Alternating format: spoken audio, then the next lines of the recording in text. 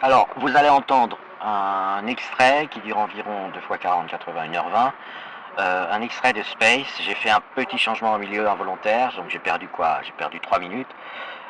De d'adultes qui ont vécu les émeutes de 2005 de l'intérieur, c'est-à-dire qui étaient plus ou moins des acteurs politiques musulmans de l'époque. Mais en tant que jeunes. Ils étaient jeunes, alors je ne sais pas si certains participaient aux émeutes ou pas, mais et ils en parlent à propos. Donc je rappelle, à cause des émeutes, vous avez deux jeunes de cité qui ont, en refusant d'obtempérer, en fuyant la police, ont essayé de se cacher dans un transformateur EDF et se sont retrouvés électrocutés, tués, je ne sais plus exactement, mais en tout cas ils en sont morts. Et s'en est suivi des émeutes pour lesquelles Sarkozy a négocié avec les frères musulmans pour qu'ils calment les émeutiers. Donc c'est un peu comme pour Naël. Ça a fait à peu près comme ça ressemblait un peu à ce qui s'est passé avec Naël. Ce qui est très intéressant, c'est qu'ils veulent pas céder, ils veulent pas se remettre en cause, ils veulent pas céder sur leur paradigme. Leur paradigme, c'est quoi? Premièrement, ils sont musulmans, ils changeront pas, voilà ce qu'ils déclarent en filigrane. Alors ça s'entend pas beaucoup parce que c'est tellement une évidence pour eux que renoncer à l'islam, c'est pas à l'ordre du jour, qu'ils en parlent peu, voilà. Mais il y a une personne à un moment qui le dit, elle essaye d'insister sur le fait que l'islam concerne non pas ce qu'on fait, mais ce qu'on est.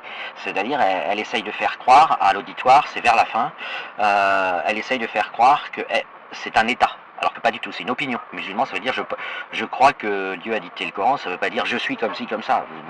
Et on peut changer d'avis. Et d'ailleurs, musulman ne veut rien dire si vous précisez pas la date. Vous êtes musulman à une certaine date parce que vous croyez au Coran à une certaine date. Mais si le lendemain vous n'y croyez plus, vous êtes un ex-musulman, et les ex-musulmans, bon, bien qu'ils soient tués par l'islam, font beaucoup de bruit, justement pour essayer de dénoncer le fait que personne ne les aide à ne pas se faire tuer par l'islam. Donc ils sont obligés de rentrer dans la clandestinité, de fuir leur famille, etc. Donc musulman, c'est évidemment pas un état. Et donc cette personne, elle en profite pour glisser vite fait. Le pouvoir politique, la France combat ce qu'on est. Sous-entendu, on ne changera pas, c'est même pas la peine d'y réfléchir, c'est pas négociable, on restera musulman et on continuera de se battre avec un paradigme musulman en tête. Deuxième paradigme, puisque là il s'agit réellement d'un islamo-gauchisme profond, ils se révoltent contre ils prétendent se révolter, mais c'est pas une révolution prolétarienne puisque c'est une révolution islamique, mais ils prétendent se révolter, c'est-à-dire qu'ils ont repris, c'est pas les Jean-Louis Denis et compagnie, c'est vraiment on va dire l'obédience salafiste qui a inventé le mot décolonial et tout pour faire avancer son schmilblick. Ils se battent contre le capitalisme, etc., contre le libéralisme, mais ils considèrent que leur révolution islamique est aussi une révolution prolétarienne. Et ils disent eux-mêmes, c'est la guerre totale, on ne cédera pas, enfin ils débattent des moyens pour renverser, si vous voulez, le libéralisme mondial, etc. Et puis finalement, troisième point, donc la police est un ennemi, la police les combat selon eux, et il y a des morts dans leur rang. Et donc ils expliquent que ces morts les rendent encore plus déterminés, etc. Mais, maintenant, donc ça c'est à peu près ce qui est contenu dans tous les discours de tous ces spaces, ce sont les prérequis. Donc premièrement, je rappelle qu'ils peuvent cesser d'être musulmans, ils verront les choses autrement déjà. C'est pas, voilà, il me semble pas que l'islam soit particulièrement bien vu, ni en France, ni en Occident, ni dans le monde libre qui est plutôt pour les droits de l'homme, pour qu'on respecte les gens, et pas les familles et les communautés, mais je dis bien les gens, c'est-à-dire si une fille est emmerdée par son père, on va sauver la fille et la retirer à son père. Si elle est emmerdée au nom de préceptes islamiques, si lui choisit son mari, s'il surveille qui elle fréquente, on va extirper la fille de son père. C'est plutôt la démarche du monde libre pour qu'elle puisse garder ses droits individuels et non pas se retrouver comme un objet, une propriété de sa famille, qui est en plus de ça une propriété de sa communauté islamique. Donc il y a un vrai conflit, parce que de leur point de vue à eux, l'Occident, la France, la République n'a pas à se mêler de ce qu'un père d'une cité du 93 va faire, comment il va surveiller sa fille, comment il va lui demander de se voiler, comment il va lui dire que le Coran c'est la vérité, etc. De leur point de vue, ce serait de l'intrusion. Alors que de notre point de vue, c'est l'inverse, c'est ce père opère des mutilations sur sa fille, c'est un criminel, voilà. Mais passons, c'est pas leur sujet. Leur sujet, c'est d'expliquer que finalement, ils voudraient convaincre un certain nombre de personnes qui sont victimes d'un rapport de force avec une police puissante qui les stoppe. Mais d'un autre côté, ils disent nous allons la mener, ce qu'ils appellent une révolution. C'est-à-dire c'est une déclaration de guerre. Et ce qui est très intéressant dans leur discours, c'est que c'est très conscient et évident. Ils considèrent que les quartiers où ils habitent leur appartiennent. que la police n'a pas à venir faire des rondes en voiture banalisée, etc. Enfin, ils rentrent dans pas mal de détails, vous allez voir, c'est vraiment intéressant. Et ils considèrent... Alors c'est marrant parce qu'ils se contredisent beaucoup, parce que finalement ils jouent sur les deux tableaux. Ils disent nous voulons la justice, mais on sait très bien que ce qu'ils appellent la justice, c'est d'un point de vue islamique. Hein, quand vous croisez des musulmans, ils vous disent l'islam est une religion de justice, c'est pas une religion de paix, c'est une religion de justice. Donc évidemment on n'en veut pas. Ils disent nous voulons la justice, mais en face ils ont des gens qui ne sont pas d'accord. Les gens, le pays dans lequel ils habitent, la République française, elle n'est pas musulmane, donc les gens ne sont pas d'accord pour appliquer la justice islamique. C'est d'ailleurs leur point de vue. Mais pour eux, c'est tellement une évidence qu'il faut appliquer l'islam qu'ils ne mettent même pas islamique derrière le mot justice. Ils disent nous voulons la justice. Ce qui fait que la plupart des gens, quand ils entendent, ils disent bah ouais, c'est normal. Bah évidemment, tout le monde veut la justice. Hein. Mais pas la justice islamique. La justice islamique n'a strictement rien à voir avec la vraie justice. C'est pas ou vrai ou en tout cas avec ce que d'autres gens appellent la justice. Voilà. Et ils disent nous nous battrons pour ça. Et puis ils disent. C'est d'ailleurs qu'ils font une déclaration de guerre et puis finalement ils disent c'est triste que le camp d'en face l'entendent et répondent. C'est ça qui est génial dans ce space. Ensuite, ils font une erreur qui est plus basique, je dirais, et qui est moins islamique, mais qui peut... On peut avoir ce problème de compréhension qui vient de l'islam, même si on pourrait le constater dans d'autres mouvements marxistes, c'est-à-dire qu'ils disent, au fond, on doit nous connaître, on devrait nous connaître parfaitement. C'est-à-dire que si un jeune, il est dans une voiture sans permis en train de faire des rodéos, hein, c'est la plupart du temps, c'est ces jeunes-là qui peuvent être victimes d'une bavure, c'est ceux qui commettent de la délinquance qu'eux considèrent comme... Ils le disent à un moment donné, des jeunes en construction. Non, un rodéo en voiture sans permis, c'est pas un jeune en construction, c'est un criminel qu'il faut abattre. Parce qu'on pense qu'il est terroriste. Et alors, ce qu'ils disent, c'est non, il n'est pas forcément terroriste. Ils ont raison. Mais ils ont raison d'un point de vue omniscience. C'est-à-dire qu'il faudrait qu'un policier, il ait les capacités quasiment d'un magicien. Et que quand il voit un petit Mohamed Merah arriver, avec une voiture, un scooter, enfin faire un truc que nous on considère comme de la criminalité de haut niveau, faut pas qu'il l'abatte. Il lui demande de s'arrêter, mais c'est normal, si le jeune il s'arrête pas, c'est un jeune en construction. Et ils ont ce décalage. Ils pensent que la violence, c'est pas grave. Alors après, à un autre moment, ils se rendent compte que c'est grave, mais au fond, ils disent ça fait partie de notre révolution prolétaro-islamique. Donc voilà, ils n'arrivent pas. Mais ils ont eu de la chance, dont ils n'ont pas profité. Il y a un gars qui s'appelle ActuPolice, un compte Twitter, voilà, qui est policier et qui a monté un compte Twitter qui s'appelle ActuPolice, qui diffuse des actualités policières. Quand il a l'autorisation, enfin je ne sais pas comment il se débrouille, j'ai déjà entendu parler dans divers space, il est monté pour essayer de leur parler. Je pense qu'il allait leur expliquer les choses, il savait qu'il allait avoir du mal à s'exprimer, puisque, et ça s'est pas démenti, et ben ils l'ont jeté. Ils ont voulu lui donner la parole, ils se sont disputés entre eux, ce gars-là, pour eux, il n'est pas humain, il n'a pas le droit de parler, et ils l'ont dégagé, même si l'autre et quelques autres voulaient l'entendre. Et bien voilà, et donc ils se sont à nouveau privés de l'information, de l'accusé de réception qui leur est adressé depuis toujours, concernant comment ils sont perçus. Ils sont perçus comme des djihadistes, comme des guerriers, même si c'est pas un djihad officiel, voilà, et ils provoquent en face une réaction de défense, après il y a tout un tas de techniques, et après il y a des morts. Ils le disent eux-mêmes, ils disent on mène une révolte intérieure, ça s'appelle une guerre, hein, c'est pas parce que c'est à l'intérieur d'un pays que ça s'appelle pas une guerre. Et ils le disent eux-mêmes, on est en révolte prolétarienne, on veut changer le système, on veut changer le libéralisme, enfin, etc. Toutes les idées de cette gauche très, très radicale, si vous voulez, sur le plan économique. Et on ajoute à ça un plus qu'il n'y avait pas avec les prolétaires qui manifestent, c'est-à-dire on ajoute à ça le no limite au niveau de la violence. C'est-à-dire on peut utiliser, même s'ils ne prétendent pas être des racailles, on peut utiliser tout un tas de moyens qui va nous faire apparaître comme des racailles. Et derrière, ils ont une réaction collective macroscopique, organisation de la police, etc., qui est plutôt, d'après ce qu'ils disent, dur avec eux. En fait, on perçoit que c'est un échec parce qu'il y a quand même une gigantesque criminalité, hein, 80% des personnes en prison sont musulmans, et surtout 95% le sont quand il s'agit de répertorier uniquement les crimes de violence avec du sang, avec des coups de couteau, etc. Ça vient d'où ? Ça vient d'où? Parce qu'en France, on ne va pas en prison pour une bricole, on y va quand on a estropié quelqu'un, quand on a fait une très forte violence, très traumatisante. Il y a des victimes dans ces violences. Mais d'une certaine manière, ils le reconnaissent, ils le savent, hein, ils le savent. Mais ils voudraient qu'au fond, l'État soit omniscient, les connaisse, et qu'on prenne leurs revendications fines et intimes. Mais c'est pas qu'il veut pas, c'est qu'il peut pas. Voilà, l'État c'est une machine, c'est un logiciel, les flics qui reçoivent des instructions. Les instructions sont de ne pas laisser cette criminalité massive originaire des banlieues chaudes. Et je dis bien criminalité parce qu'eux-mêmes ils pensent qu'ils sont juste virils. Mais pour nous, c'est de la criminalité. Avoir peur, les gens ont peur. Si vous voyez des Lacostéennes rentrer dans un restaurant, tout le monde va se dire « Oh putain, mon déjeuner va être gâché, je vais peut-être mourir, etc. » On a peur de se faire tuer par eux. Maintenant, pourquoi on a peur? On a des raisons d'avoir peur. On a diverses raisons, valables ou pas. Par ailleurs, eux, dans le filigrane de leur discours, ils disent oui, on est discriminé, on fait peur, on fait peur.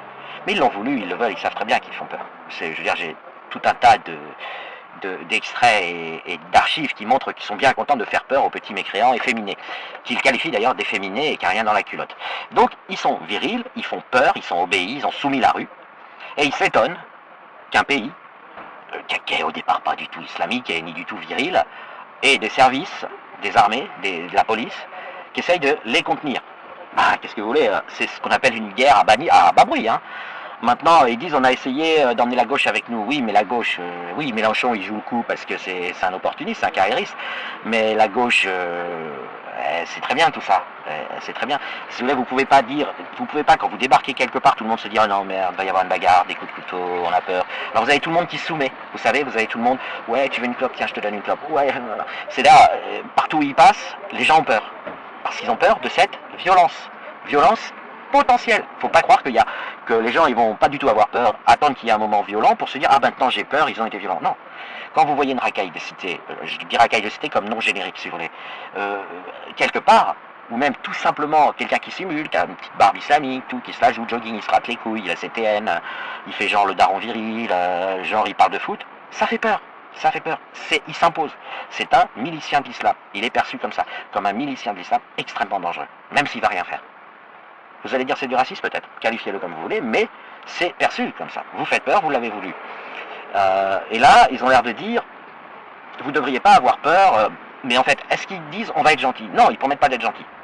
Alors, vous avez en face de vous un mec qui dit, tu devrais pas avoir peur, je vais pas te donner un coup de couteau. Alors, vous dites, ok, mais j'ai des contraintes ou pas? Bah oui, tu as des contraintes, je vais pas te donner un coup de couteau, à condition que, sous-entendu, tu obéisses à la vision de la vie qu'on a, l'islam, la virilité, le ceci, le cela, enfin bref, leur paradis.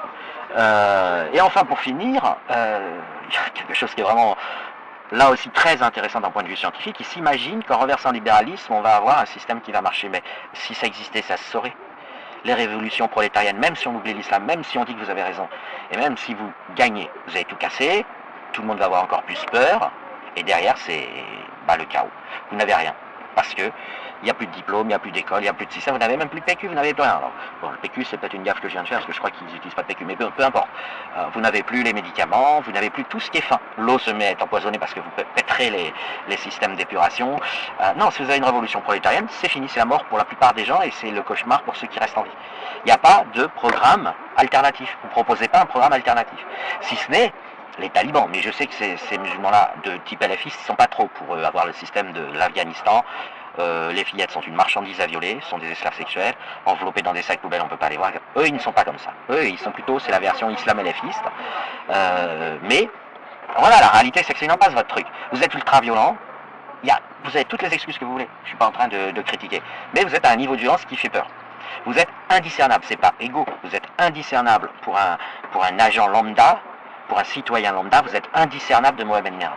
C'est-à-dire que à chaque fois qu'on en voit un d'entre vous, on se dit putain c'est peut-être Mohamed Merah. Voilà. Pourquoi? Parce que vous avez tout fait pour ressembler à Mohamed Merah. Vous parlez mal, vous êtes agressif, vous donnez des ordres, vous commandez la rue, et en plus vous le dites. Vous dites on est les rois du monde, les petits blancs, comme vous dites, hein, je vous cite, les petits blancs, l'Occident, ils sont efféminés, ils savent pas se battre, voilà, ils tremblent dès que tu leur parles, ils peuvent faire que les choses par derrière. Bah oui, effectivement. Oui, quand tu as affaire à un pitbull, tu vas pas le caresser. Tu dis j'ai peur. Voilà. Et pourtant c'est peut-être un pitbull très gentil, mais pas peur. Et ben voilà, j'espère que ces clés précises, claires et factuelles aideront, enfin je vais faire 5 vues comme d'habitude, mais je veux dire, répondront aux problématiques développées dans ce système. Le progrès, vous ne pouvez pas cacher votre islamité et votre démarche, un mode opératoire contaminée à l'islamité, c'est-à-dire vision en noir et blanc de la vie terrestre, hein, cette vision où tout se passe après, sinon voilà, très très rigoureuse. Bon, c'est pas une charia officielle, mais c'est une quasi-charia. Voilà, la mère, elle dit à sa fille, mais t'étais où quand elle sort, voire elle lui interdit de sortir. Enfin, tout ce qui, de notre point de vue, constitue la merde islamique, c'est-à-dire ce qu'on rejette, on considère l'islam comme une secte, comme un truc extrêmement dangereux. Vous ne pouvez pas l'intégrer à une révolution prolétarienne qui est déjà pas très bien vue parce qu'elle mène nulle part, parce qu'on n'a pas de système alternatif.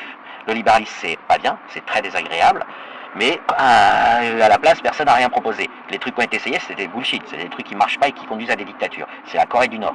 Donc, vous pouvez pas dire, on milite pour un système qui, en fait, on sait, nous, que ça dériverait vers la Corée du Nord, et en même temps, vous ajoutez de l'islamité virile qui s'impose par la force, sans le dialogue. Et on l'a vu, vous dialoguez pas, un mec vient gentiment essayer de vous parler, il donne de son temps pour essayer de vous expliquer, vous nous déclarez la guerre, et nous on fait semblant de ne pas entendre, mais un peu quand même, il y a des services de police qui essayent de gérer ça. Vous lui coupez la parole, il dégage, bah écoutez, restez, et puis gagnez ou perdez la guerre que vous avez déclarée aux gouvernements occidentaux. L'Angleterre a cédé, il y a eu un coup d'état partiel, l'islam gouverne en partie l'Angleterre, la Belgique aussi, sauf que le truc c'est que bah, les autres gouvernements occidentaux de l'Europe, ils l'ont vu, ils le voient, c'est pas invisible, hein, quand vous voyez des policiers anglais en train de trembler et de faire pipi dans leurs pantalons avec trois mecs qui ressemblent à des talibans derrière et faire des communiqués officiels à la télé disant nous condamnons de toutes nos forces au racisme, etc. Bah, si vous voulez, les gens, ils le voient, hein, ils voient que l'islam a pris de force l'Angleterre, on connaît les Anglais, on sait qu'ils sont pas musulmans à la base. On sait qu'à partir du moment où l'islam montre le bout de son nez, c'est qu'il s'est imposé par la force. En Belgique, idem. Et ben, vous y arriverez peut-être en France, mais vous allez devoir égorger 30% de la population. Vous n'y arriverez pas sans nous égorger. Vous n'y arriverez pas sans nous écraser par la force. Vous avez des tas de gens, on sait qu'on est moins fort que vous, mais vous avez des tas de gens qui vont obéir, être des collabos, comme on en a eu qui l'ont été des collabos avec les nazis, et vous avez des gens qui diront « je sais que tu vas gagner, mais je me bats quand même et puis je te laisse me tuer. Je me défends pour la forme, mais je sais que je vais être égorgé. » Parce que vous, voilà, on n'est pas comme ça, on va pas tous obéir, même si on sait qu'on est égorgé, on se fera égorger par vos soins et par votre islamité, et puis voilà. Mais ça prend pas... vous vous mentez à vous-même. Alors quand je dis vous mentez à vous-même, pas une personne se ment à elle-même, mais vous faites des spaces où tout est clair, et vous vous dites, chacun dit à l'autre, vous êtes tous d'accord, et chacun dit à l'autre, voilà ce qu'on veut. Mais ce que vous voulez, vous faites des déclarations de guerre et vous dites on aimerait que l'adversaire ne se défende pas. Bah, je veux pas. Écoutez, c'est bien, c'est bizarre. Oui, c'est vrai qu'on se défend peu, que c'est plutôt c'est plutôt une police professionnelle, une armée professionnelle qui fait la guerre en France. C'est pas le citoyen lambda. Vous lui demandez une clope, il s'exécute. Hein. Moi, je veux dire, une racaille de 6e demande une clope, je dis pas non. On obéit tous, on vous obéit quand on vous croise. Vous dominez la rue. Mais bon, bah la police, elle se laisse pas trop faire. C'est compliqué. Enfin, vous pouvez pas déclarer une guerre et ensuite dire ouais, c'est chiant, ils se défendent. Qu'est-ce qu'ils ont à se défendre? Qu'est-ce qu'ils ont à nous traiter de racaille? Bah écoutez, faites l'expérience, allez en Lacoste TN dans un resto en province, n'importe, en parlant fort, et vous allez voir, les gens, à la limite, ils vont sauter sous la table. Vous verrez que je vous mens pas. Aujourd'hui, directement. Et entre autres, cette impunité qui commençait notamment avec l'aval des préfets. Et ça, c'est des choses qu'on a tendance à oublier. Et le second problème fondamental de cette période, c'est le traitement médiatique. Et ça, c'est très juste, c'est Ahmed, hein, Ahmed, oui, Oui, qui le soulignait. C'est très juste parce que justement, c'est une période où, où, où, où finalement la gauche a été plus que timide. Et donc, c'est dans les quartiers populaires qu'il se passait des choses. Et il y avait un manque criant euh, de, de, de, de réception, enfin de prise en compte en fait de toutes ces problématiques, en tout cas à la base de la société, des citoyens, de monsieur et madame tout le monde. Et ces gosses qui sont les gosses qu'on était, que j'étais, à subir en fait une violence incroyable, incroyable, qui venait de toutes parts. Voilà, c'est juste pour des éléments de contextualisation qui ont permis une impunité qui s'est institutionnalisée depuis. C'est-à-dire que c'est le fruit de l'époque de Papon, et en 2005, ça prend, on pourrait faire un bilan de cette politique-là, parce qu'on est quand même 20 ans après, c'est la création des contrats locaux de sécurité au sein des municipalités, qui sont toujours des lieux où finalement on est censé écouter des EduxP, des gens qui travaillent avec les gens de terrain, mais où la méthodologie est très mauvaise. C'est une période où on parle déjà d'armer la police municipale. Voilà, c'est tout ça en fait. Merci Nams. Si vous voulez bien, on passe la parole à Rien à dire, sauf si vous voulez. Ouais, bien sûr, on peut enchaîner. Ouais, c'est le Macom. Bonjour à tous et à toutes.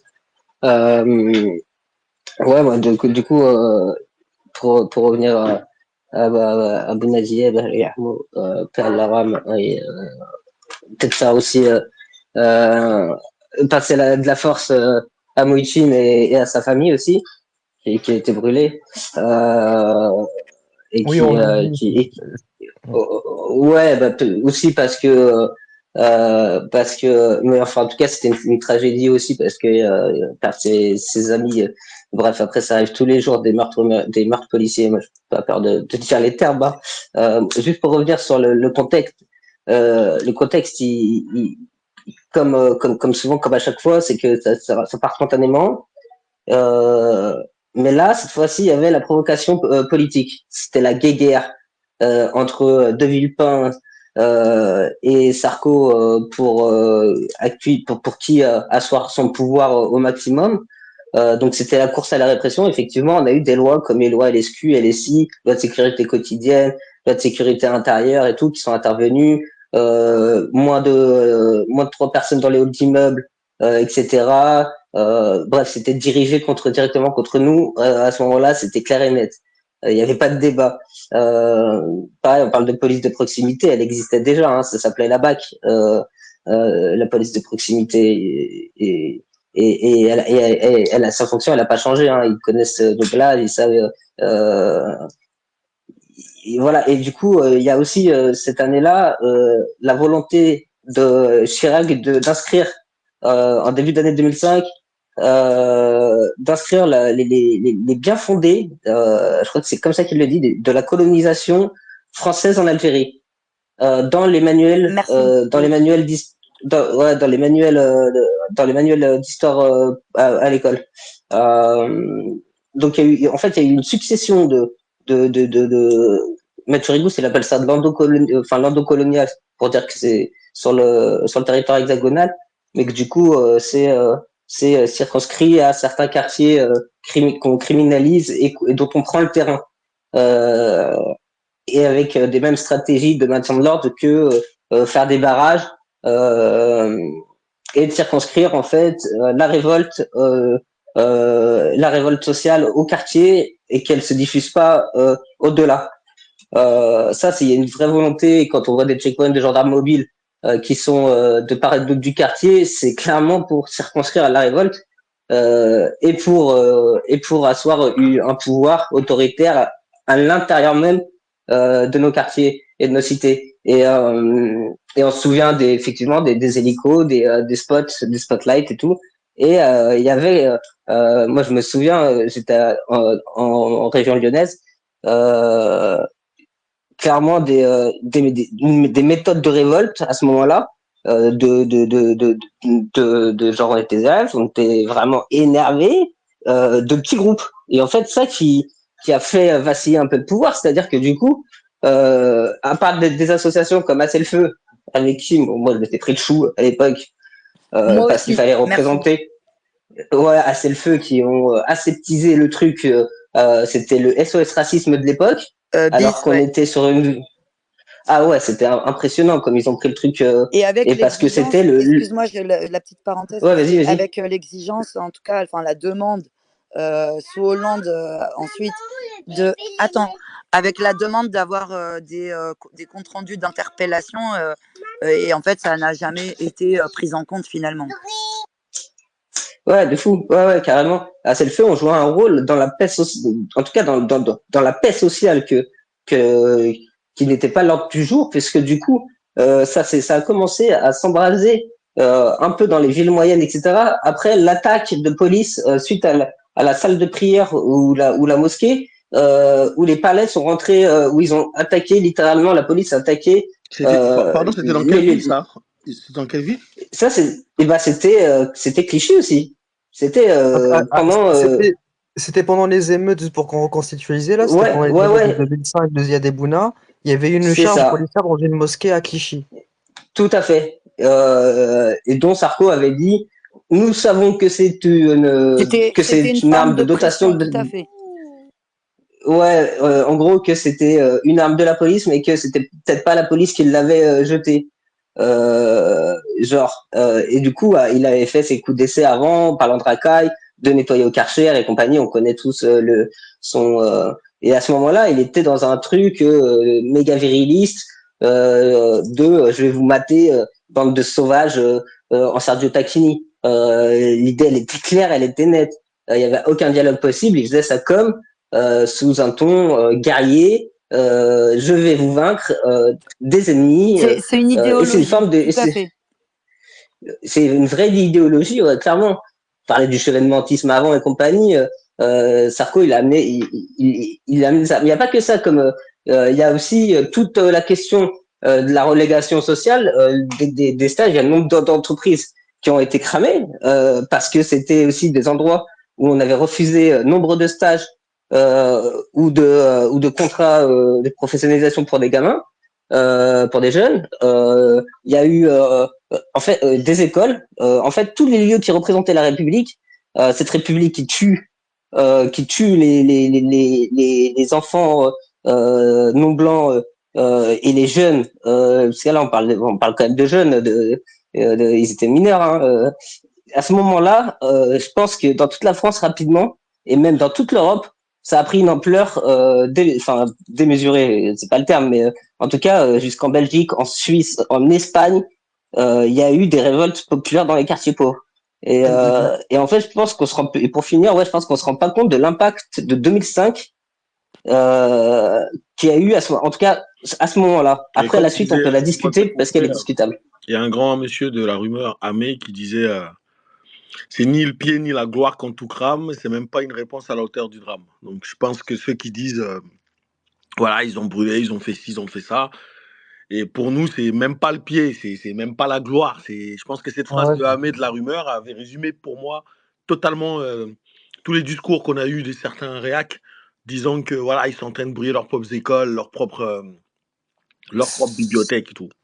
ce n'est l'expression que peut-être 10% de la colère qu'ils ressentent. Mais moi, la question que j'ai à vous poser, ou que j'aimerais vous poser, c'est que justement, avant d'arriver à l'évolution après 2005, comment ça arrive jusqu'à aujourd'hui, justement, pourquoi 2005 ça s'est enclenché? Parce que on l'a dit, avant 2005, il y avait déjà eu d'autres bavures policières, d'autres meurtres policiers. Euh, Bah, Qu'est-ce qui je fait peux que c'est 2005 où ça va prendre et pas sur ce qui s'est pu je se peux te passer avant? répondre pour avoir vécu un peu. Enfin, moi, ce que je dis souvent, il y a la génération NTM et il y a la génération lunatique. Je m'explique. Mafia Free, si tu veux. La génération Mafia Free et la génération NTM. La génération NTM Assassin à Yam, elle était, même au-delà de ce qu'ils écrivaient, les gars, à l'époque, il y avait une recherche profonde de tendre la main. La génération qui est venue Et de après, révolution. exactement. Il y a une génération qui est venue après, qui, elle a dit, les gars, vous avez essayé de parler, vous avez essayé d'envoyer des messages, vous avez envoyé des bouteilles à la mer, nous, on va tout casser. Pour se faire entendre, bien évidemment. Et cette génération-là, ce que disait Rudy tout à l'heure, moi j'en fais partie, on a fait une erreur. Pourquoi on parle encore de devoirs de mémoire non faites justement sur cette période?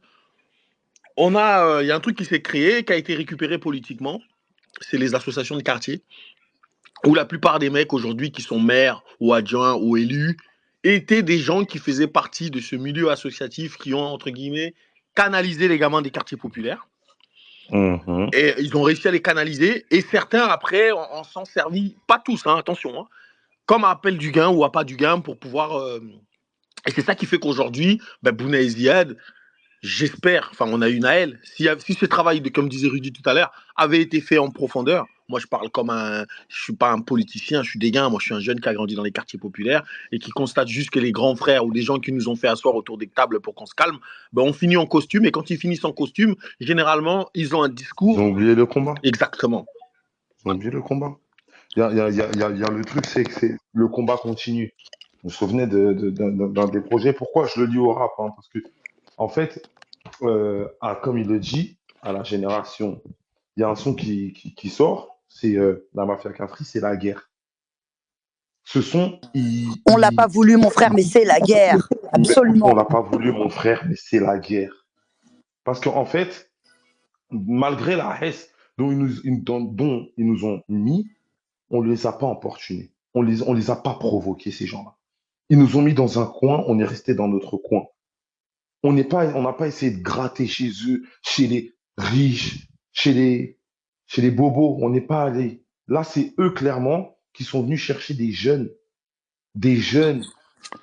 qui étaient en période de Ramadan, qui sont en train de faire leur petit football dans un quartier, l'un des quartiers les plus défavorisés de France, à Clichy-Montfermeil, Clichy-sous-Bois. Ils étaient là-bas tranquilles.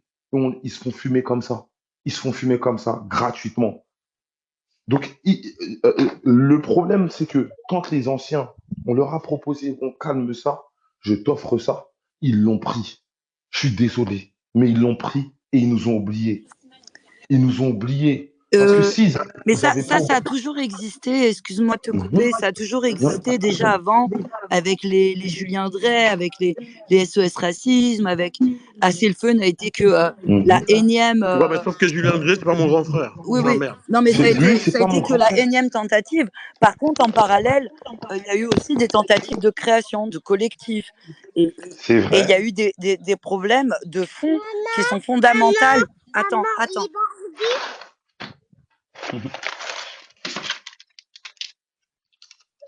Je suis désolée, j'aimerais vraiment. Non, t'as pas à t'excuser pour ça.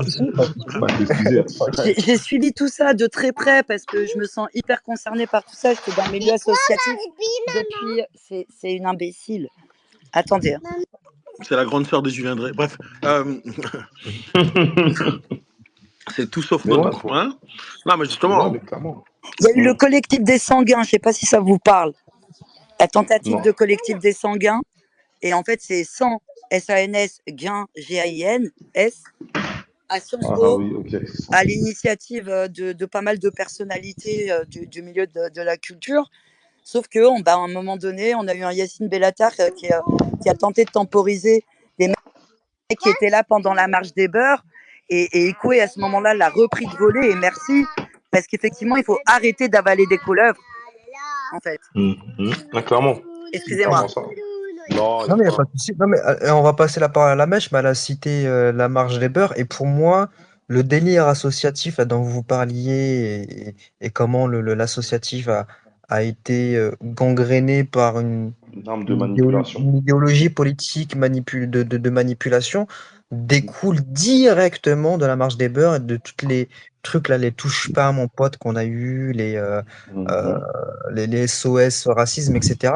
Ceux-là, bah oui, il y a eu des antennes associatives qui se sont installées dans plein de quartiers et ça a été à partir, en tout cas pour moi, hein, ça a été à partir de là où on a eu effectivement ces problématiques ces problématiques associatives qu'on a commencé à rencontrer dans des quartiers populaires sur des choses où tu as une asso qui s'installe. Où déjà les gens qui s'occupent de cet assaut ne sont même pas de ce secteur, donc ne connaissent même pas les difficultés, les besoins, etc. Ouais, ils sont pas sensibilisés. Ce sont des gens qui sont peut-être de là, mais qui se sont politisés, comme vous l'avez dit, qui ont oublié les priorités, qui ont oublié pourquoi et pourquoi à la base ils sont là et qui donc travaillent pour des politiques. Hein, et finalement, comme on dit, ils ont champ. Je sais pas si vous voulez dire quelque chose, sinon on passe à la mèche qui lève la main. Ouais, peut pas. Vas-y, enchaînez. C'est bien résumé. La mèche. Ouais, merci pour le space. Je reviens un peu sur ce qu'a dit Binzao là par rapport à ce décalage. Lui, je faisais le lien avec les textes des différents artistes et des différentes époques, en disant qu'il y avait quand même deux époques, donc une époque dite un peu de la main tendue, pardon de synthétiser, et une époque un peu plus revendicative et expressive. Mais moi, par rapport à ma génération, moi, je me remets dans le contexte de la mort de Makomé, donc dans un commissariat du 18e. Merci. Du 18e, oui, bien sûr. C'est plus un commissariat, maintenant c'est une antenne de la préfecture. C'est plus un commissariat. J'ai oublié le nom de la rue. Ça me revient plus. Bref, pas très loin de la Porte Montmartre, hein, géographiquement. Et donc, en fait, c'était 2 ou 3 jeunes, je crois, Makomé et 2, 3 autres qui sont fait péter. Alors, je crois que c'était un braquage d'un bureau de tabac ou un truc comme ça. Enfin, bref, ils se sont fait intercepter boulevard Bessières. Enfin, c'est un grand de mon quartier qui m'a raconté l'histoire. En vrai, je sais pas. Moi, j'étais petit. C'était un vol de cigarettes, mais c'était même pas du braquage, c'était un vol à la sauvette, si tu veux, quoi. Ouais, je Mais sais, vas-y, continue. mais grosso modo, là, je le dis en souvenir. C'est pour ça que je précise que j'étais petit, j'étais en primaire. Par contre, nous, ça nous avait marqué. Et ce qui s'est passé, c'est que tous les grands, ils sont montés au créneau, devant le commissariat. Les mecs de Touche pas à mon pote, ils sont arrivés avec leurs mains jaunes. Retournade de la rue commerciale près de la mairie, retournade devant la mairie, face au CRS, bref. Et malgré tout, c'était quand même une police différente. C'est-à-dire que c'était quand même une police. Il n'y avait pas vraiment, devant moi, à cette époque-là, il n'y avait pas de problème de relation de façon générale avec la police. C'est-à-dire qu'ils patrouillaient, ils étaient plus souvent à pied, ils étaient en tenue, là, comme on voit dans les images d'archives. C'est avec la chemise, le pantalon tout bizarre, enfin avec des chaussures de ville, donc même pas capable de courir. Hein. Souvent avec une bedaine, ouvert à la discussion. Voilà, des îlotiers, quoi, en fait. Et donc là, le drame qui s'est passé dans ce commissariat, c'est dans le cadre de cette arrestation, c'est qu'en fait, menotté, Makomé s'est retrouvé mis en joue par l'un des policiers qui l'interrogeait. Et le coup serait, et c'est du conditionnel, serait parti tout seul. Bon, j'ai jamais croisé de pistolet faire des courses et fonctionner seul, mais bon, voilà. Pour rester correct, je vais utiliser le conditionnel. Donc, ce qui amène quand même à sa mort, à un procès. Vous trouverez tout ça sur Internet avec beaucoup moins d'approximation, avec beaucoup plus de précision, en tout cas. Voilà. Donc, je vais pas développer là-dessus. Mais pour revenir à cette histoire d'époque, c'est qu'en fait, entre cet événement-là et l'événement de Bounai Ziyed, pardon, il y a une police qui a changé aussi. Il y a une police qui s'est militarisée. Donc, d'un côté, que les rappeurs aussi se radicalisent d'une certaine façon dans leurs textes, dans la marche, c'est parce que ils commencent de plus en plus aussi à avoir affaire à une police militarisée, c'est-à-dire équipée, de plus en plus fortement. Merci.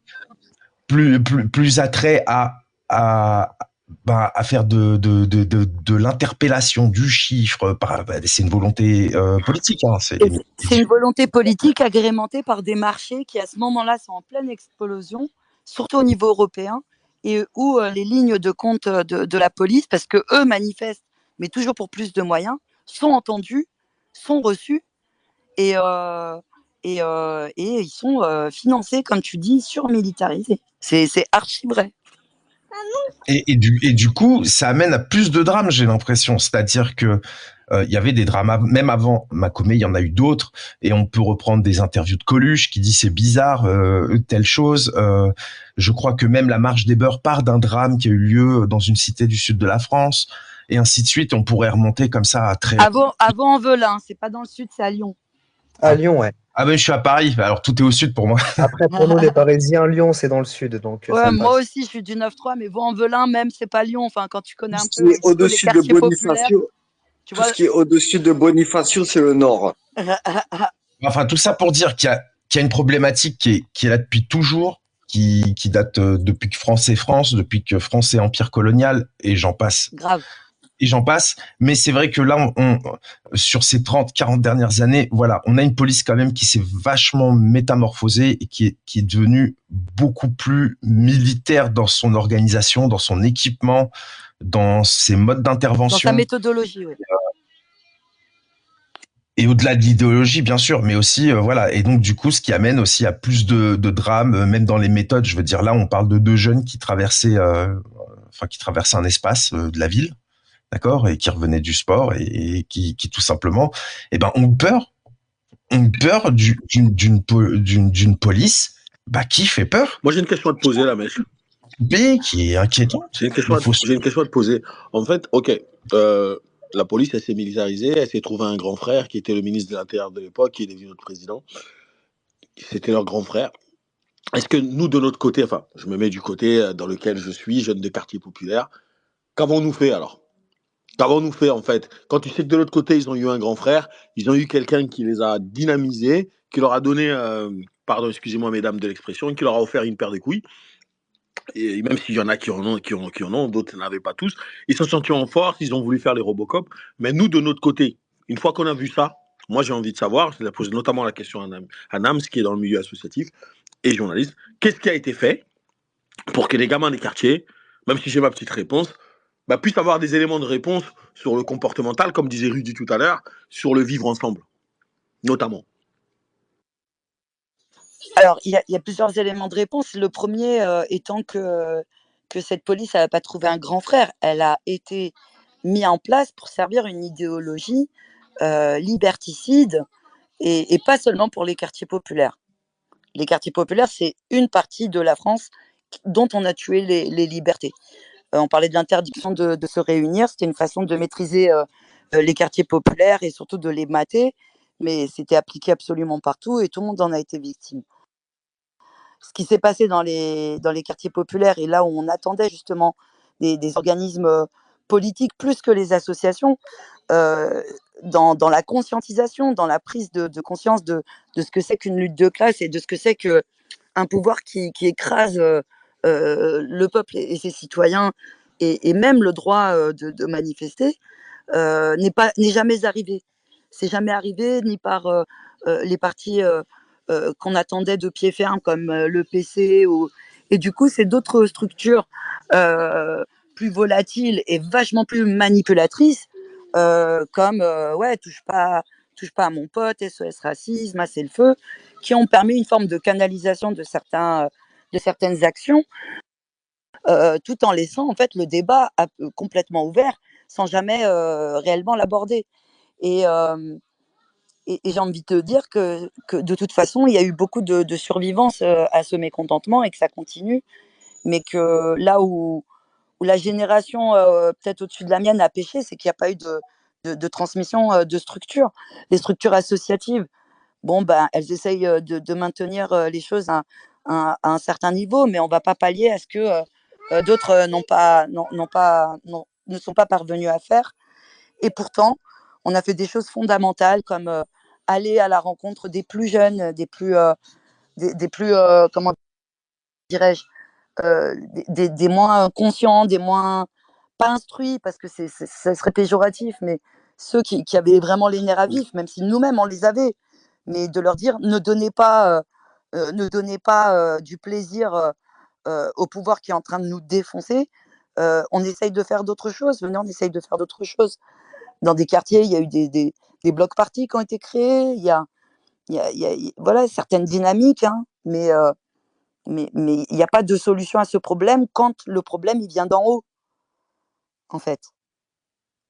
Il y a eu des médias aussi qui ont tenté, qui sont apparus à ce moment-là, à destination de tout le monde, mais qui souhaitaient donner de la voix aux gens que nous étions de la sous-France. Je pense à Fumigène, je pense à voilà, des revues comme ça qui quand même prenaient surtout position de façon très claire contre plusieurs formes d'oppression, quelle qu'elle soit. Et c'est une culture malheureusement qui a du mal à résister parce que les gens sont usés dans cet univers. C'est malheureux, mais dans le milieu associatif, quand on y a passé 10 ans, 15 ans ou 20 ans comme moi, on continue, on a toujours envie, mais on a envie de transmettre avant tout. Et il y a eu des structures qui n'ont pas transmis, on va être honnête. Il y a eu ça aussi. Et c'est pour ça que la musique de l'époque est super importante, parce que là aussi, il y a eu des tentatives de relais, des messages évidents, fondamentaux, qui venaient de la base, quoi, du peuple. Et ça, voilà, c'est des choses qui restent aujourd'hui, et heureusement. Voilà. Ouais. Enfin, des éléments de réponse, mais pas vraiment de réponse. Ok. Rien à dire avant de te donner la parole. Redonne la parole à Madame Saba, s'il vous plaît.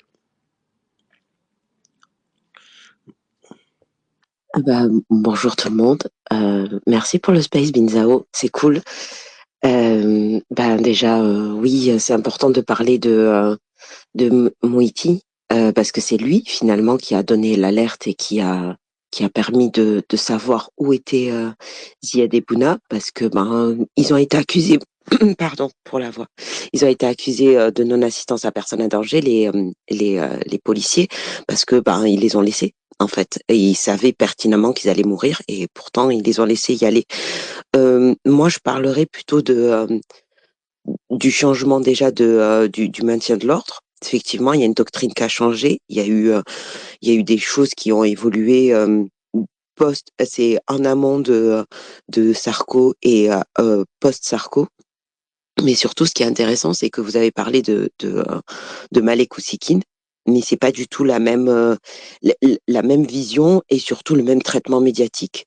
Malek Ousekine, c'était un étudiant, c'était au moment où il y avait également des révoltes étudiantes qui étaient en cours à Paris, dans les facs, et c'était un étudiant c'est dans Paris même que ça s'est passé, et on a beaucoup donné la parole à ses proches, aux étudiants, même, il y a eu une reconstitution de fait avec un témoin qui était présent et qui a vu ce qui s'était passé. Donc, on avait quand même déjà les balbutiements de quelque chose où la parole commençait à être donnée non pas uniquement aux forces de l'ordre, mais également aux témoins de ce meurtre, hein, clairement. Sur le traitement médiatique a été fait sur la mort de Ziad Bouna, paix à leur âme. Ça a été déjà de les dépeindre comme des gens qui étaient des voleurs, parce que Sarkozy est parti en amont dire que c'était dans le cadre d'une interpellation due à un vol. Et alors que ce n'était pas le cas, on savait pertinemment, derrière, il y a eu les faits qui ont été rapportés, qui revenaient d'un match de foot d'une ville à proximité. Donc, tout ça, ça permet je pense que quelqu'un a parlé d'invisibiliser, moi je dirais d'animaliser, de déshumaniser finalement des gens qui sont entre guillemets, hein, je mets tout ça entre guillemets, des sauvages, des personnes qui ne respectent pas les lois, l'ordre, qui ne respectent pas tout ce qui est institution. Donc tout ça, ça permet d'animaliser et de voir que derrière, finalement, la mort de ces gens, pourquoi ils couraient, pourquoi fuir quand on n'a rien à craindre. C'était un petit peu le leitmotiv de ceux qui allaient de plateau en plateau et qui distillaient ces éléments de langage.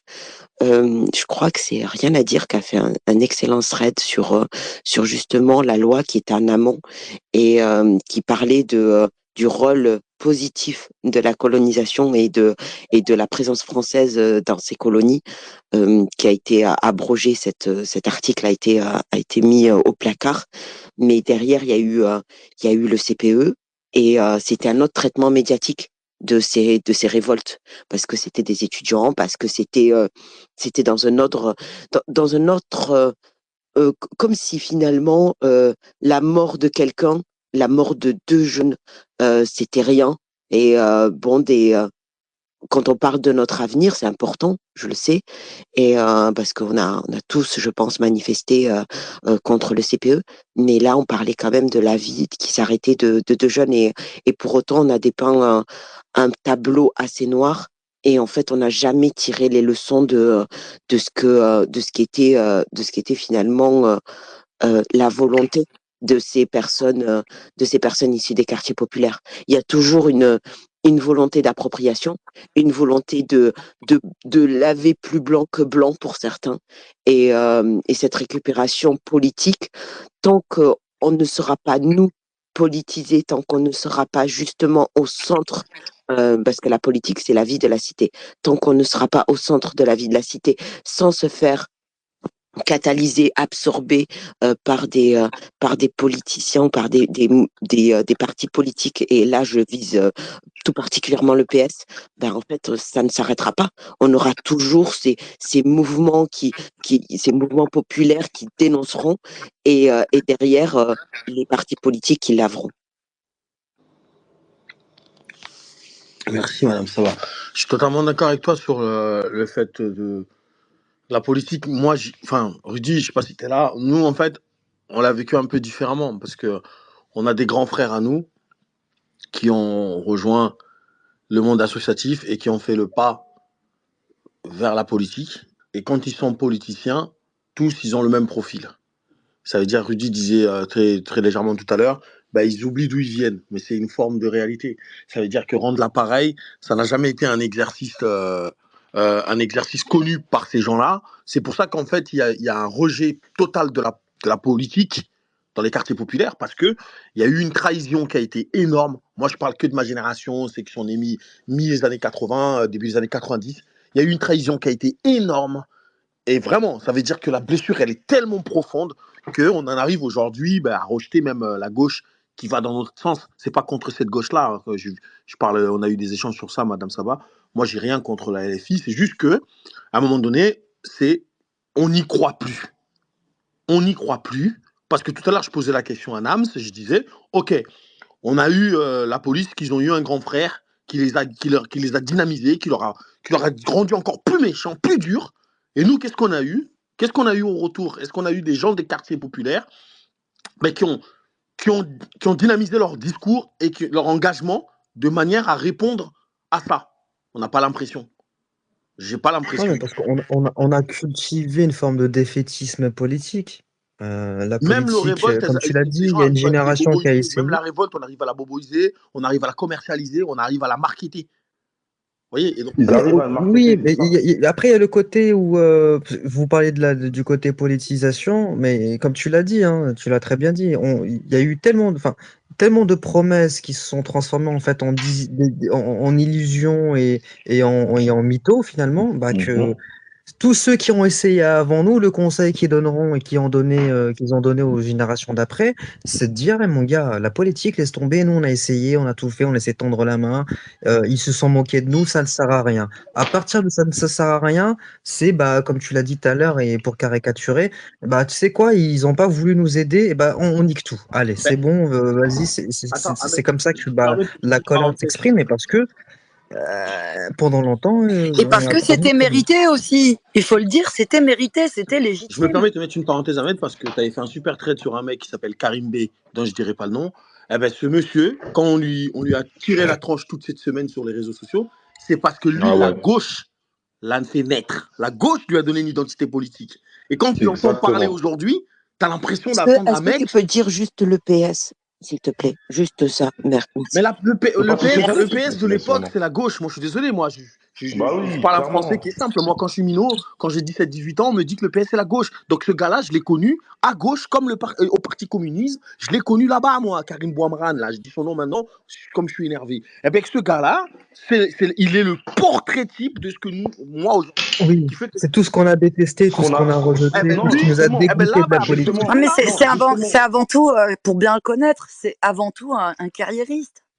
C'est même pas un carriériste. Toi, t'emploies les termes français, moi, je parle, moi. C'est un carriériste. Je pense que Ahmed, il sait de quoi. Et moi, je sais de quoi je parle. C'est pas depuis le début que j'ai appris qui était ce monsieur. Pour moi, c'est pas un acariste. C'est même pas un acariste. C'est un opportuniste. C'est un opportuniste. C'est quelqu'un qui demain on lui dit glisse sur une banane, ça va te faire devenir truc. Il va glisser sur la banane. C'est pour ça qu'elle dit que c'est un carriériste. En gros, il va mettre en avantage sa carrière plutôt que les intérêts communs. Tout le reste. Donc c'est pour ça qu'elle dit ça. On était sur la même liste politique. Je vais pas vous mentir et être totalement clair avec vous. Je le connais depuis toujours et on a été sur la même liste politique en 2000. Moi, j'étais non apparentée. Lui, il était communiste à l'époque. Sur la liste. Je suis désolé de te dire ça, mais dans votre ville, vous en faites des pas mal. Hein. Driss Noutés. Juste les gars, rapidement. Et la liste, elle est encore longue. Hein. Et dans votre ville, Saint-Ouen, là, j'ai l'impression, on va appeler ça Traître-Land. Non, tu sais que Attention, non, on s'embarque pas dans un c'est pas ping-pong traître et land, on pense parce aux que mains tu vas levées. entendre parler Vas-y, que Nat. des traîtres. Tu n'entendras jamais parler des gens qui sont là à battre le pavé tous les jours ou qui sont là à tenter de faire survivre la philosophie qu'on a à l'origine dans cette ville qui est plus que populaire. Ah, mais pourquoi le taux de corruption, parce que j'appelle ça de la corruption, Je vais te dire pourquoi, il parce est que élevé. Saint-Ouen, c'est un petit peu ces dernières années devenu Métropolis ou comment ça s'appelle dans Batman Gotham. Gotham. C'est la ville où il se passe mille et une choses. Pourquoi? Parce que c'est proche de Paris et parce que c'est le 9-3 et parce que c'était une ville qui était vierge. C'est une ville où les communistes ont tenu un bastion. Les communistes ont tenu un bastion. Et quand ces communistes-là, à un moment donné, ont été corrompus, ils ont commencé à foutre la merde et à être communistes qu'entre eux, et ben ça a ouvert la porte à toutes les fenêtres possibles et imaginables. Et c'est là que c'est devenu traître lent, tu vois. Mais par contre, on ne te parlera jamais de mecs. Regarde, moi je vais te donner un simple exemple. Le député Éric Coquerel, qui aujourd'hui explique très très bien ce que c'est que avoir de l'argent et les mettre dans les bonnes lignes et arrêter de pomper les plus pauvres. Ce gars-là, il est de notre circonscription. Ok, je savais pas. Voilà. Et juste avant, c'était un mec du PS qui s'appelait Bruno Leroux, qui a attendu toute sa vie d'avoir une carrière politique. Et ça, il le sait très très bien, Karim Bouamran, puisque c'était son attaché parlementaire. Et qui finalement s'est fait allumer quand il est devenu ministre de l'Intérieur, ou je sais plus de quoi, le mec, emploi fictif. Voilà. On en est là. On en est à un stade où les gens ne cultivent que leur ego, leurs intérêts personnels. Et à l'image d'un mec là qui est actuellement dans leur cabinet, qui vient aussi du pseudo-milieu associatif, bref, de tout récupérer à leur avantage et jamais de poser les questions dans un débat qui soit collectif, qui soit participatif, etc. C'est parce qu'ils n'en veulent pas, ils savent très très bien ce qu'ils sont devenus aujourd'hui. Vegeta, là. Non, il n'y a rien à dire qui attend quand même depuis tout à l'heure. Rien à dire et après Vegeta. Vegeta, la mèche et Madame Saba. Merci, je vais être rapide.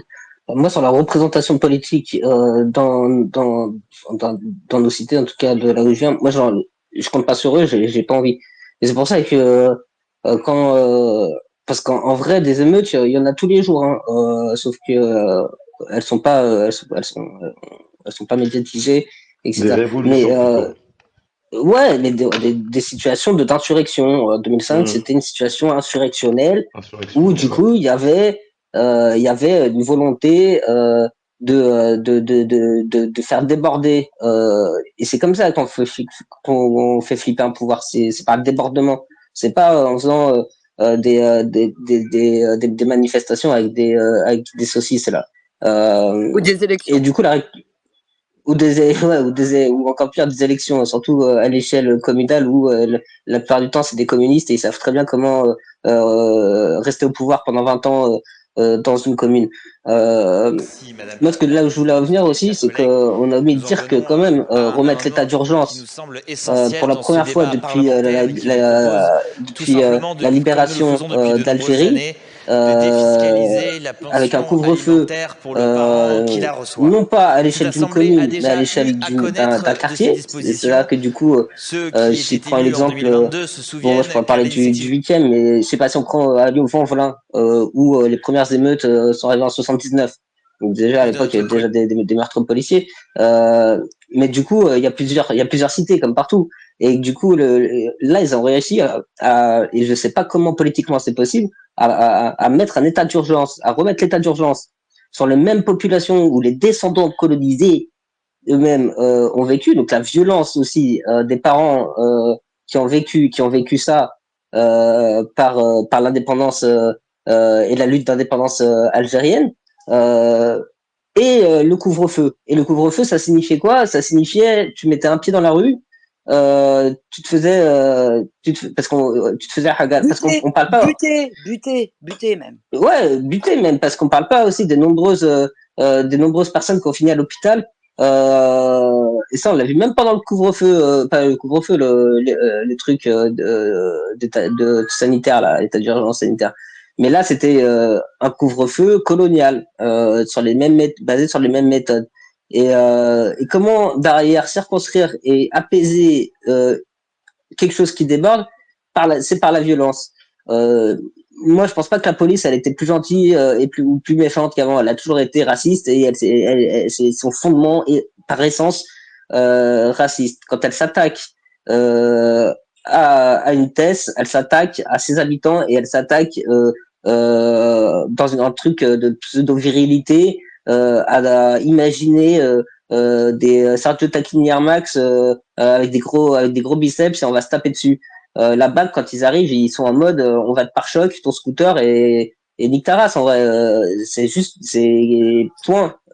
Et là, la méthode dans 2005, ouais, parce que je suis un peu long en plus. Non, vas-y. Vas-y, je t'en prie. Non, vas-y. Non, pour finir, je vais finir rapidement. Et la manière dont le couvre-feu a été mis en place et quand on désobéissait pour sortir, parce que je me souviens, on se donnait des rendez-vous, c'était tendu. C'était éclair les actions. C'était paf, on sort et puis on rentre vite. Donc il y a eu un changement pendant les révoltes de manière de faire contestation, de faire émeute en gros quoi. On tenait plus des barricades cette fois-ci, on sortait et on rentrait tac tac tac tac tac tac. Et ensuite il y a eu 2006 où moi là je commençais à me politiser machin. Donc du coup je sors du quartier, mais derrière je me rends compte que 2006 personne veut de nous. Les syndicats, les machins, ils faisaient des cordons sanitaires pour éviter que si tu avais une tête de rebeu, de Renoir ou que tu étais habillé un tel ou machin, on te faisait pas rentrer dans les cortèges. J'ai envie de pleurer. Et ça a été d'une violence extrême, la violence de ce mouvement social. Voilà. Et après, il y a 2007, la privatisation des universités. Et on a préféré tout abandonner que de laisser un mouvement aussi vindicatif, être manipulé dans les plus hautes instances. Sur la question, voilà. J'en ai gros sur la patate parce que tout ce qui a été dit là auparavant, c'est une réalité. Donc non seulement on souffre du fait d'être dans des territoires qu'on souhaite absolument soumettre à l'ordre établi, et en plus, on ne nous permet pas, en tout cas on ne le souhaite pas, qu'avec nos philosophies, avec nos nouveaux paradigmes, parce qu'on n'est pas des teubés, bon sang, de pouvoir nous organiser avec ces gens-là qui sont dans de plus hautes institutions, parce que le discours du PS a toujours été celui-là. Rejoignez-nous, on va changer les choses. Et c'est totalement faux. Et à l'image d'un mec comme Mélenchon, que je déteste, qui en 2001 était déjà dissident du PS et qui disait de toute façon, à la gauche aujourd'hui, il faut la détruire, pas oublier que c'est un gros bourgeois, et que pendant que lui, il est là avec la LFI, tu as des millions de personnes en France qui attendent une vraie organisation et pas juste une motion de destitution de Macron, par exemple, mais de vraies grèves générales. C'est fondamental. Et ça, aujourd'hui, on ne souhaite pas que ça se mette en place, on ne souhaite pas qu'on se coordonne, et ça, c'est une honte. Voilà. Excusez-moi. On passe la parole à Vegeta. Après, pour pas après, faire long, c'est la mèche et après, c'est Poulot. La mèche, après Poulot. Vegeta, la mèche et Poulot, vas-y. Ouais, bonjour, salam alaikum, j'espère que vous allez bien. Merci pour le space et on commence bien évidemment en disant Allah irham Ziad Ebouna. Moi, je voulais répondre, je suis montée pour répondre à la question, je vais être peut-être un petit peu longue, Samhouli, pour répondre à la question de Rudiger. Qu'est-ce qu'il y a, pourquoi 2005 ah non, c'était Ahmed, pardon, c'était Ahmed. Moi, je pense qu'il y a deux éléments importants. Le premier, c'est Ramadan. C'est pendant le mois du Ramadan et en vrai, c'est un mois que je pense tout le monde estimait à l'époque comme un mois de trêve, ou durant lequel, en tout cas, il ne pouvait pas se produire ce type d'incident, même si auparavant il y en avait eu. Et le deuxième point, c'est le foot. En vrai, s'il y a une chose dont les quartiers ne manquent pas, c'est des stades de foot. Et c'est aussi des lieux à l'intérieur desquels on se sent à la fois sécurisé, et c'est des lieux sociaux, en fait, où tu crées du lien, où tu délires, où tu kiffes et tout, machin. Et rien à dire à parler du couvre-feu.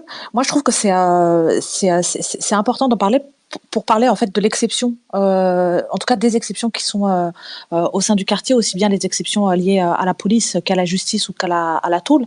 Il y a un documentaire, la Street Press, qui vient de sortir sur Naël, Allah yarhamou, qui parle de la manière dont s'est déroulé à la fois le meurtre de Naël et à la fois les révoltes qui s'en sont suivies. Et dans le documentaire, on apprend qu'il y a eu une commission d'enquête sur les éventuelles violences policières et les rapports entre les habitants des quartiers et la police. Et en fait, dans ce documentaire, on voit que la personne qui a mené la commission et qui a dit « bon bah ça va, tout va bien, il n'y a pas de problème, tout roule », c'est la personne aujourd'hui qui est ministre des Outre-mer. Et quand on voit qu'en Martinique, il y a actuellement un couvre-feu lié à la révolte contre la vie chère, en fait, on se rend bien compte que ces exceptions-là, elles sont localisées et à destination en fait, des non-blancs. Tout simplement. Des révoltés Non, des non-blancs. Vraiment des non-blancs. Je pense que c'est super important de rappeler que ces mesures-là, elles concernent les non-blancs, qu'ils soient révoltés ou non. Ziad Ebouna, il n'était pas révolté, il rentrait du foot et ils allaient ftour. Et donc je continue là-dessus. Moi, j'ai entendu, la police, elle a changé, elle est plus militarisée qu'avant. Peut-être qu'elle est plus militarisée, hein. Mais les missions de la police n'ont pas changé. Le fait est que les missions de la police, c'est aussi de dire aux groupes sociaux non blancs qu'ils n'ont pas la possibilité de circuler librement au sein de leur territoire. Et ça, c'est également de l'exception. Je rappelle que... Alors, je ne sais pas si ce genre d'amendement la circulaire du Bouméreti, suite aux révoltes liées à la mort de Naël, a demandé une justice exemplaire. Bonjour à toutes et à tous, donc on est avec Révolution Permanente aujourd'hui pour la manifestation organisée à Lannemezan pour la demande de libération de Georges Ibrahim Abdallah. Alors Georges Ibrahim Abdallah, c'est un militant communiste qui est révolutionnaire libanais. Nous dit quelle est l'alternative que nous avons proposée. Déjà, moi je trouve que en fait le spontanéisme, commencer des révoltes dans la spontanéité, c'est une bonne alternative à tout ce qui est très ordonné, à tout ce qui est police, à tout ce qui est pouvoir, à tout ce qui est institutionnel. C'est une première chose. Mais derrière, je pense que c'est important de rappeler que depuis la loi séparatisme et même avant, le nombre d'associations qui ont été fermées, le nombre de mosquées qui ont été fermées et qui du coup empêchent une auto-organisation ou la création d'un contre-pouvoir au sein de ces quartiers est extrêmement important. Il n'y a pas la possibilité de s'auto-organiser. En tout cas, il y a deux choses. Soit tu es fermé, soit tu es récupéré politiquement. Et je terminerai enfin sur le fait que l'État propose toujours une contre-réponse au présent, mais que l'État sait anticiper également. Et que l'anticipation qui a été faite suite aux révoltes dans les quartiers, c'est la création de l'ANRU, de l'Agence nationale de rénovation urbaine, qui vise à détruire les bâtiments, à détruire en fait les masses, enfin les amas de groupes sociaux défavorisés pour qu'ils puissent s'organiser.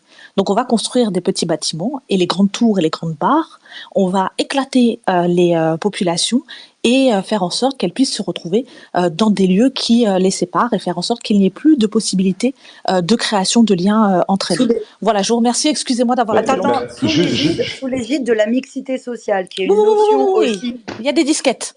Voilà. En fait, ce que tu as résumé, c'est ce qui se passe. C'est en marche, hein. C'est en plein en marche, c'est ce qui se passe. Oui. Et eux, ils ont le temps, contrairement à nous. Voilà, exactement. Mais pourquoi? Parce que c'est eux qui sont en position de force sur nous. Donc c'est pour ça c'est pour ça qu'on dit que c'est un devoir de mémoire pour nous. Il devrait y avoir 1 million, voire 500 000 personnes sur ce space-là. Parce que les gens, ils doivent se sentir concernés à la seconde où ils voient ça. Mais malheureusement, en fait, comme il y a un de nous qui l'a dit tout à l'heure, c'est que, en fait, ils nous ont tellement mis dans la tête que vous avez échoué, cherchez pas, on sera toujours au-dessus de vous. Faites vos associations, on va les détruire. Révoltez-vous, on va vous détruire. Des émeutiers qui n'étaient pas d'accord avec, ils ont juste cassé l'idole à l'heure actuelle par rapport à le petit Naël, ils sont encore au placard. Qui est emprisonné en France depuis... Le policier qui est meurtrier dedans... Il est millionnaire, frérot. Il est millionnaire, tu vois. Donc, en fait, quand ils nous disent ça, Excuse me. Volevate nous, ordinare? nous Abbiamo delle franchement, specialità? vous allez rien faire. Vous allez rien faire. Et Je- ça fait je- mal. Mhm. Vas-y. Non, mais j'aurais une question, mais vas-y, excuse-moi, Rudy, je t'ai coupé. Excuse-moi, termine, Non, frérot. non, non, non, non, j'ai vraiment, c'était vraiment ça que je voulais J'aurais une apporter en question, avant. mais je préfère la poser après la mèche et Poulot, comme ils n'ont pas parlé. Après, je poserai une question sur l'accueil. Je vais la poser maintenant, comme ça, peut-être que vous l'intégrerez les prochains qui vont parler. Mais est-ce qu'il, pour vous, il y a eu une différence sur, comment dire, sur comment la société euh, a vu en fait les émeutes qu'on a eues en 2005 et celles qu'on a eues en 2023, du coup, avec Naël? En tout cas, moi, j'ai l'impression que justement, comme il y a eu aussi les gilets jaunes et que pendant les gilets jaunes, il y a eu une répression policière qui a aussi visé des des blancs et que les blancs se sont retrouvés, se sont dit ah ouais, c'est vrai que la police fait mal. J'ai l'impression qu'avec ça, sociétalement, je parle du traitement médiatique, etc. Oui, bien Que sûr. dans la société, l'accueil, ou en tout cas la perception a été vue de manière différente. Je vais passer la parole à la mèche après Poulot et on fait continuer. Non, il n'y a pas de pas de différence. Un truc, pour répondre à ta question, mais qui fait le lien aussi avec un truc que Madame Sabat a dit plus tôt. En fait, moi, je voudrais attirer l'attention sur l'injonction qui est faite aux familles, dont les familles de Bouna et Zied, de faire un appel au calme. Et des fois, même avant qu'il y ait un début de révolte. Hein. Remarquez, hein, avant même qu'il y ait un début de révolte, par anticipation, j'appelle les gens au calme. On appelle la population à être calme. Il y a toujours ce truc-là. Par contre, une dame dont son mari a été tué, je sais plus dans quelles circonstances, qui était policier ou gendarme, je sais plus, écrasé sur la route par un chauffard ou je sais plus, qui elle publiquement. Oui, tu parles de l'histoire de Grenoble récemment? Je sais plus, mais en tout cas, qui n'a pas hésité à dire publiquement que l'État a tué son mari. Clairement. Comme ça, tranquille au calme. Personne lui a demandé de faire un appel au calme ou de machin. Personne n'a anticipé là-dessus. Hein. Alors les pourquoi, les comment, je laisse ça aux analystes, les professionnels, j'en suis pas un. Mais voilà, la différence est là, elle est notée. Et souvent, c'est ça. Et c'est tout le temps comme ça. Que ce soit pour les familles des Bouna et d'autres événements qui ont lieu après, plus récents pour nous, mais aussi plus anciens. Parce que moi, j'ai fait référence à Makomé. Vous pouvez trouver des images d'archives de sa famille en train de faire des appels au calme. Donc d'un côté, vous avez des membres de votre famille qui sont traités. Restons sur Bouna et Ziad. Traités comme. Attends, excuse-moi, la mèche. Là, ce que tu as dit, c'est vrai, mais regarde. La télévision. La mèche. Regarde. Ils sont traités à la télévision comme des pseudo-délinquants. Donc on a une famille qui est endeuillée, qui vient de. La mèche, tu m'entends? Oui, je t'entends, vas-y. Regarde, juste une parenthèse, dans ce que ça va être vraiment 15 secondes. Là où tu dis ça, c'est une réalité, mais regarde, quand Théo, il se mange la matraque, il est handicapé à vie, qu'est-ce que l'État fait? Ils enquêtent sur sa famille, sur ses frères. Ils ont dit, il y a eu du détournement de fonds dans ça, abandonnez l'affaire du policier, sinon on vous traque. On vous relaxe que si vous abandonnez cette affaire-là. Nous aussi, on abandonne cette affaire-là. Tu te rends compte le degré de la foutaise? Excuse-moi, tu peux reprendre. Merci. Et donc, donc on a une famille qui, d'un côté, vit un drame. Ils ont perdu leurs enfants, jeunes. On les traite à la télé comme des pseudo-criminels, ce qu'ils ne sont pas. C'est les ados en construction. Et on leur demande en plus, ensuite, de faire des appels au calme. À eux. C'est-à-dire qu'en fait, c'est paradoxal. Moi, je sais pas dans quel état mental sont les familles à ce moment-là, quand ils sont devant les micros avec tous les journalistes, machin et tout, qui sont là à faire des appels au calme, enfermés dans ce paradoxe, dans leur tristesse. Je comprends pas comment on arrive à les pousser à faire ça. Et j'ai entendu les critiques, la gauche, tout ça, en disant que non mais la gauche, je suis tout à fait d'accord. Maintenant, on peut être d'accord avec un Mélenchon. N'empêche, quand on lui a demandé Est-ce que vous faites appel au calme? Autant bourgeois qu'il est, il a dit non, moi j'appelle pas au calme, j'appelle à la justice. Et au final, on devrait peut-être parler comme lui. Alors on n'est peut-être pas obligé de voter pour lui, hein. Moi ça regarde chacun. Mais c'est peut-être ça le message aussi qu'il faut qu'on porte, c'est pas appeler au calme, appeler à la justice. Voilà. Et moi j'encouragerais personne à casser des magasins, machin et tout. Maintenant, je comprends la colère, je comprends qu'elle s'exprime comme ça, mais je participerai pas à un appel au calme. Mais par contre, je veux bien participer à des appels à la justice. Et là, on se rejoint tous, je pense. Et donc là où ça n'a pas changé à Med, c'est que pendant ces manifestations, justement, ces révoltes, parce que dans le 18e, avec Macomet, ça avait commencé par des manifs. Hein. Et ensuite, ils ont envoyé les CRS, et ensuite, ça a bien mis le feu, et ensuite, ils ont descendu la rue du Poteau, et ils ont éclaté tous les magasins. Et ensuite, c'est monté en épingle, et ça a fini à Montparnasse, ils ont retourné le CA. Voilà, maintenant, là, le Montparnasse, c'était une manif, je crois, touche pas à mon pote. Donc c'était une plus grosse manif. Mais ils étaient quoi? Ils étaient même pas 200. Et ils ont envoyé les CRS et ils étaient juste devant la mairie en train de crier justice, on veut la justice, justice, on veut la justice. Parce qu'il y avait une antenne de police aussi là-bas. Mais là, ils ont envoyé les CRS. C'était Juppé à l'époque, le maire. Et voilà. Et tout ça pour dire que ça n'a pas changé, qu'au final, Malik Oussekine, c'est pareil. C'est les CRS qui l'ont massacré dans une cage d'escalier. Je veux dire, au final, ça n'a pas changé là-dessus. C'est-à-dire qu'à partir du moment où une révolte s'exprime, les gilets jaunes, rien à voir, mais pareil. À partir du moment où une révolte s'exprime, en Martinique en ce moment, en Kanaki, Nouvelle-Guinée, on envoie le lourd, on envoie les CRS, on envoie encore je vous dis, dans les territoires d'outre-mer, c'est notre histoire. Hein. Il y a des tanks, des machins. Mais quoi que vous avez vu ça je sais plus, c'était quoi? C'était il y a 1 an, 2 ans, quand il y a eu des révoltes. Ah, j'ai oublié pourquoi. Pardon, je suis vieux, j'ai un petit trou de mémoire, j'ai trop fumé quand j'étais jeune. Mais bref, et ils ont envoyé des tanks, le GIGN, le machin, enfin, vous voyez quand même. Donc non, ça n'a pas changé à Med, on a toujours affaire à une police, je pense, du type colonial, militarisée, et très vénère à partir du moment où tu te révoltes, et c'est du lourd qui est en face. Et c'est très dangereux, voilà. Et vraiment, on y risque sa vie.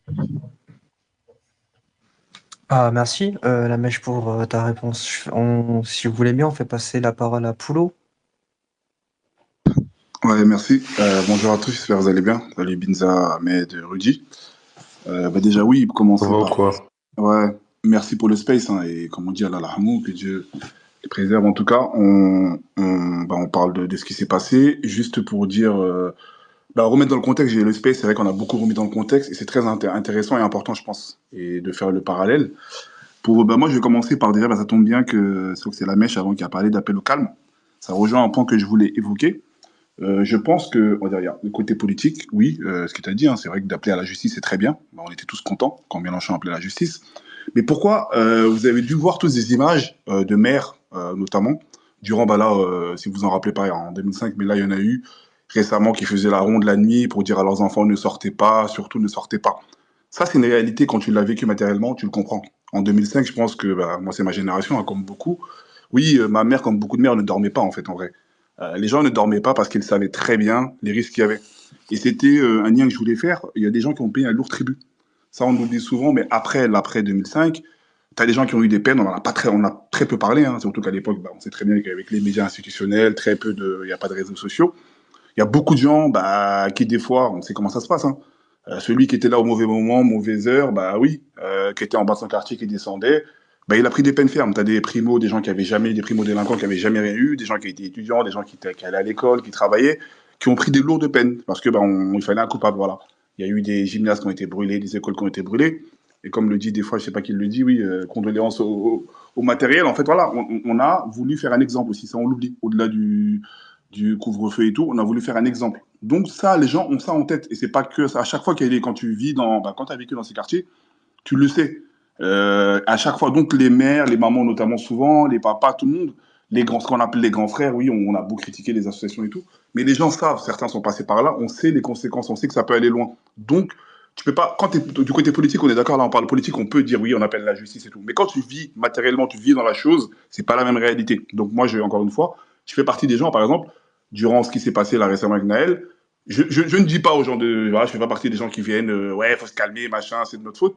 Mais jamais je dirais, je vais encourager certaines choses parce que je sais la réalité. Je sais que c'est des petites 16, 17 ans qui auront leur scolarité brisée, qui auront des casiers judiciaires qui ne pourront plus rien faire. Parce qu'on sait très bien quand tu as un casier judiciaire, voilà, c'est très compliqué. Déjà, quand t'es pas issu de rap, quand tu viens de ces quartiers, quand tu es racisé, c'est déjà très compliqué.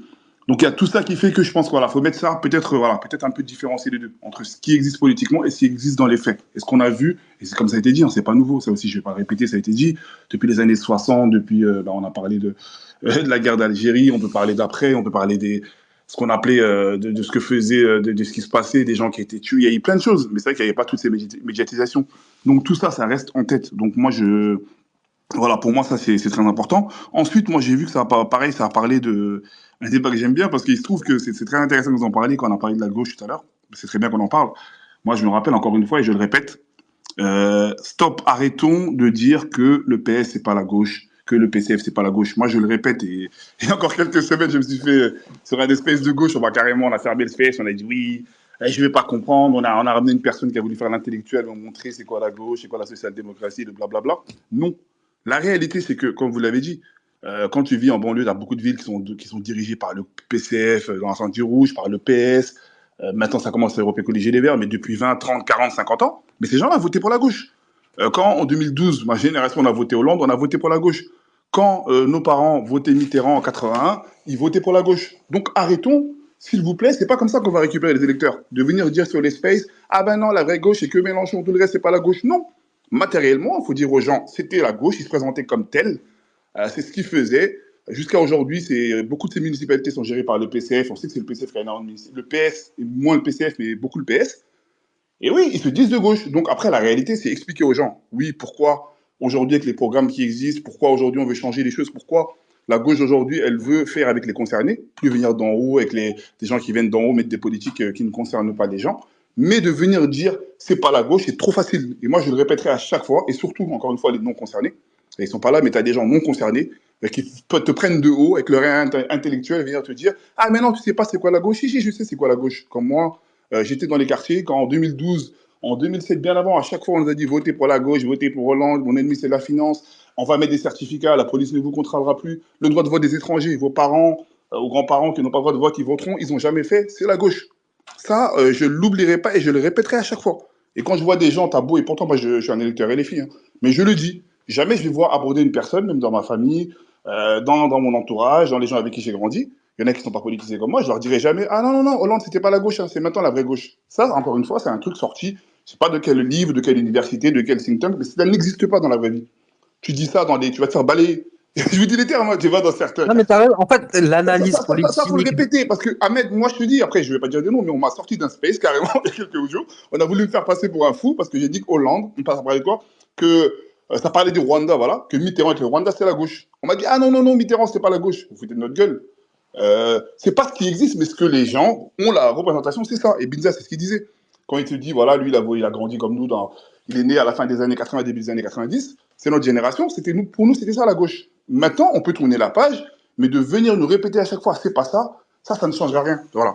Et je finirai juste pour dire, par rapport au CPE aussi, là, je fais en parallèle, juste après, dans notre génération de LCPE, un an après, et c'était intéressant de voir la différence. Nadir l'a dit, pour moi, c'était pas la même jeunesse, c'est deux jeunesses différentes. En 2006, c'est le CPE, je me rappelle, il y avait des émissions télé partout, c'était la jeunesse étudiante en grande majorité. Pourtant, il y avait des Noirs et des Arabes dedans et des gens racisés, mais voilà, c'était plutôt la jeunesse étudiante. Et on a vu le traitement n'était pas du tout le même. Voilà, c'était, comme tu as dit, beaucoup encadré par des syndicats, par des hommes politiques, parce on sait qu'il y avait voilà, on était en 2006, Chirac était en fin de mandat, il y avait Sarkozy qui arrivait, la gauche avec Hollande a voulu en profiter, on sait très bien. La gauche a voulu, le PS surtout à l'époque, donc ils ont politisé l'affaire, ils en ont parlé partout, mais c'était pas la même jeunesse, ça aussi c'est important à voir, on a vu que c'était pas la même jeunesse, c'était pas le même traitement, et pareil, moi, par exemple, j'ai le souvenir d'un truc. À l'époque, il y avait une émission télé, je ne sais plus comment ça s'appelait, durant ce CPE. Et tu avais une personne racisée, c'est un homme noir qui venait des quartiers, qui était venu dans une émission télé. J'oublierai jamais un qui avait dit que lui, voilà.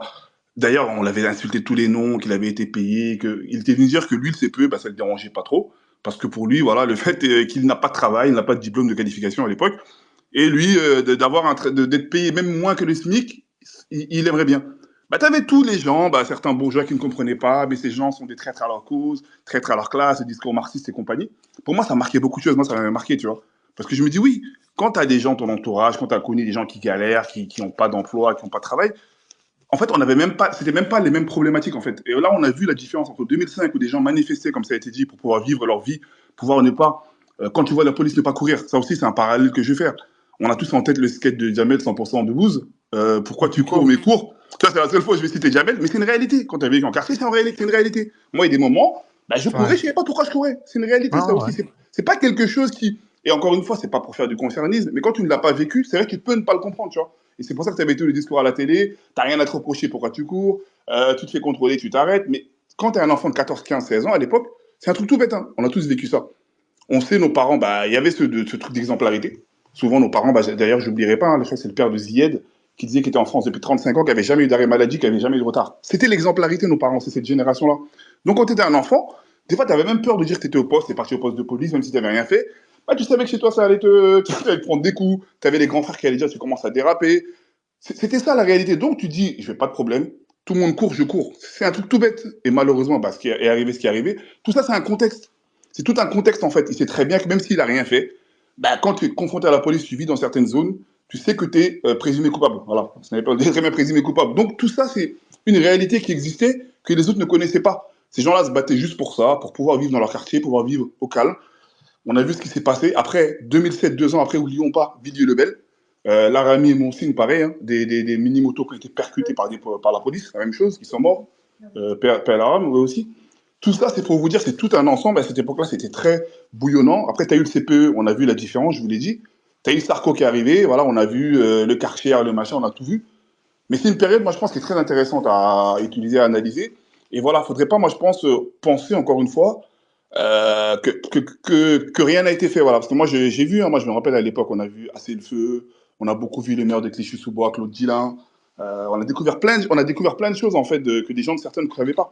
Tu vois, des gens ont découvert qu'à Clichy-sous-Bois, qui était à... Poulot, franchement, quand je dis qu'il n'y a rien n'a été fait, je vais m'expliquer pour que tu comprennes. En fait, le problème pour moi, il est où? J'ai pris l'exemple de la police, j'ai dit qu'ils avaient eu un grand frère qui les a protégés, qui les a requinqués, en parlant de M. Nicolas Sarkozy. Et de l'autre côté, dans les quartiers populaires, il n'y a pas eu des gens qui ont eu des choses. Moi, je le vis parce qu'à l'époque, je suis jeune, je suis dans les quartiers encore, et je suis dans le quartier, je vis le quartier. Et à l'époque, on était un peu la chair à canon des politiciens. Des deux camps, hein, que ce soit de droite ou de gauche, ils venaient, ils faisaient tous. Il n'y avait rien, dans le fond, il n'y avait rien qui était fait pour pouvoir en fait faire quelque chose qui existait en amont. Parce que moi, je l'ai connu le dialogue avec la police. Les gens ils disaient ouais, mais les parties de foot, c'est pas ça, il n'y avait pas que ça. Il y avait des échanges, des visites de commissariat, des tournois de boxe. Ça existait, c'est des choses qui étaient réelles. Il y avait des problèmes, comme partout, il y a des problèmes partout. Dans ma famille, il y a des problèmes. Mais ce que je veux dire, c'est que la plaie, elle est devenue profonde quand il y a eu ce discours de vous en avez marre de cette racaille, eh ben on va vous en débarrasser. À partir de là, de ce moment-là, moi, j'ai eu l'impression, je parle que de moi, on a eu affaire à des Robocop. Et moi-même, je te dis, j'ai des amis dans la police qui étaient avec moi à l'école, c'était des grosses baltringues. Je te dis la vérité. C'est des mecs que nous, on allait défendre et qui ont été armés et qu'on n'a pas mis dans des zones pour apprendre ce métier. On les a mis à Barbès, dans le 18e. Ils ne sont pas restés dans le sud. Et en fait, ce que je suis en train de dire, c'est quand tu vois ça, tu dis déjà, on est dans un problème. Quelqu'un qui a déjà un problème dans sa vie, on va le mettre dans une zone où il y a des problèmes. Et moi, cette période-là, ça a été une période où l'image de la police, elle s'est dégradée. Parce que non seulement dans les quartiers, tu n'avais pas les gens pour faire, entre guillemets, la balance, pour expliquer le rôle de la police, pour expliquer ton rôle à toi, le jeune de quartier, parce que tu as des devoirs, tu as des obligations et tu as un rôle vis-à-vis de la République. Qui nous a expliqué ça, à part les rappeurs? Tu vois ce que je veux dire? Et donc, à un moment donné, on a cristallisé cette phrase de Socrate, je baiserai la France jusqu'à ce qu'elle m'aime. Pour moi, c'est une putain de déclaration d'amour, parce qu'à un moment donné, quand je dis que les gamins, ils ont été brûlés, eh ben, ce n'est même pas, comme il dit Ahmed la rumeur, c'était même pas une réponse à la hauteur du gramme, parce que ces gamins qui ont été coursés, qui sont morts, là, Bouna et Ziad, ces deux familles ont perdu 2 gosses qui sont partis s'abriter parce qu'ils avaient peur de la police. C'est une réalité. Ils n'avaient pas volé, ils avaient peur. Et moi, cette peur de la police, ayant des amis dans la police, même aujourd'hui, à un certain âge, je n'arrive toujours pas à la comprendre. Je suis noir, je vis en France, je suis français, je paye mes impôts, je n'ai jamais été contrôlé abusivement. Donc, je sais qu'elle existe. Je sais qu'il y a ces trucs-là qui existent. Même quand je dis moi, je parle de mon cas personnel, mais je sais que ça existe. J'ai des amis qui ont vécu ça. Je vois des policiers violents dans leur attitude, dans leur manière d'être. On sent qu'il y a un manque de confiance en eux. Eh bien, il n'y a personne, ni un politicien, ni les éducateurs, ni des gars même, pour pouvoir essayer de faire cette espèce d'équilibre à la balance, d'expliquer aux gens que, voilà, à un moment donné, la politique s'est servie de cette espèce de cassure, les gauches, surtout les gens de gauche, pour pouvoir dire, eh ben nous, on va vous défendre face à la police, vous savez. On va vous défendre, parce que c'est abusé ce qu'ils font, c'est abusé. Mais à un moment donné, il faut tenir des discours. Moi, je suis pas en train de défendre la police, attention. Et je défends même pas les quartiers populaires. Je suis juste en train de dire qu'il y a eu, à un moment donné, des deux camps, un dialogue de sourds. C'est tout. Je vais juste dire un truc à mettre, après ça, j'ai assez parlé, mais juste par rapport à ton ressenti, Binza, justement, on en parlait tout à l'heure. Moi, on va dire, on avait le même ressenti, beaucoup l'avaient. Mais moi, je vais juste donner, on va dire, une genre d'explication, un petit truc. Typiquement, ce que tu dis, quelqu'un tout à l'heure l'a dit, il y a eu un changement dans le paradigme, en fait, de la police, voilà, dans les méthodes de répression et autres. Mais comme ça a bien été dit, moi, là, vous savez très bien ma position sur l'histoire coloniale, sur ce qui s'est passé. On sait très bien que ça vient pas de nulle part. Donc, pour moi, c'est pas nouveau. Mais oublie pas, Binza, politiquement, si on parle politiquement, on sort de Jospin, de la gauche plurielle, avec les... Attends, je vais juste te poser une question, parce que je sais que toi, c'est bon. Je peux juste finir, Binza. Attends, tu vas comprendre, pour que je synthétise mon discours. Pourquoi, quand il y a la mort de Naël, la première personne qu'on voit devant les caméras et dans les réseaux sociaux, c'est Carlos Bilocos? Ok, bah, je vais te répondre juste, je vais finir, Binza, ce que je voulais dire. Est-ce que tu ne penses pas que les gamins des quartiers se disent on nous l'envoie parce qu'il est noir? Non, mais on est d'accord, mais justement, c'est ce qu'on dénonce, en fait, Binza. Moi, ce que je voulais dire, c'est qu'à l'époque, je reviens sur le contexte juste pour finir, il y avait ce qu'on appelait voilà, la police de proximité, les emplois jeunes, on n'oublie pas. Moi, par exemple, personnellement, j'ai connu des gens de mon quartier, comme tu disais, des gens comme moi, arabes et noirs comme nous, qui étaient policiers avec les emplois jeunes. On a eu des gens qui ont été pris comme ADS, comme emplois jeunes, beaucoup, et une période entre 97 et 2002 avec Jospin, ils ont pris des jeunes, qui étaient eux-mêmes, qui étaient dans ce quartier, qui allaient dans le quartier d'à côté. C'était on va dire, une volonté qu'ils avaient. Je suis d'accord avec tout ce que tu dis. Pour moi, peut-être ça a altéré la vision des gens. Ensuite, il y a eu Sarkozy, clairement, qui a annoncé la couleur, qui a dit, voilà, la police n'est pas là pour jouer au foot. La police, c'est pour la répression, c'est le chiffre. Ça ne veut pas dire qu'avant, elle ne le faisait pas, mais là, c'était assumé. Moi, c'est l'impression que j'ai. C'est que Sarko a assumé ce virage de tolérance zéro à la new-yorkaise. Là, c'est tolérance zéro. On rigole plus, maintenant, c'est machin. Moi, ça, je suis d'accord. Ça c'est sur l'impression médiatique. Mais là où peut-être on ne sera pas d'accord, après, c'est normal. Pour moi, c'est une continuité. C'est juste qu'on a eu cette impression. Voilà. Maintenant, c'est comme maintenant quand ils viennent te dire, le nouveau ministre de l'Intérieur, maintenant, on ne laisse plus rien passer. C'est toujours des discours, mais pour moi, la réalité a été la même. Après, je laisserai les gens répondre. Mais moi, je n'ai pas cette même impression. Encore une fois, par exemple, tu as parlé de Carlos Bilongo. Tu l'as ressenti comme ça. Et encore une fois, tu as le droit. Chacun a ressenti. Moi, je suis comme toi. Hein. Moi, je fais partie des gens qui, tu m'amadoues pas parce que tu m'amènes une personne qui me ressemble pour parler comme moi. Je trouve que c'est infantilisant. Mais encore une fois, j'ai pas envie j'ai envie de donner, on va dire, le bon soupçon. Si Carlos Bilongo était dans cette, on va dire, dans cet esprit de cette nouvelle gauche, entre guillemets, si il croit ce qu'il dit, la gauche où on laisse les personnes des quartiers établir leur programme, dire ce qu'ils veulent et pas venir faire le paternalisme. Mais si oui, je suis d'accord avec toi, il est dans la période SOS racisme années 80, moi je suis pas d'accord. Mais j'ose penser qu'ils ont commencé à changer leur logiciel, voilà. C'est ce que je pense.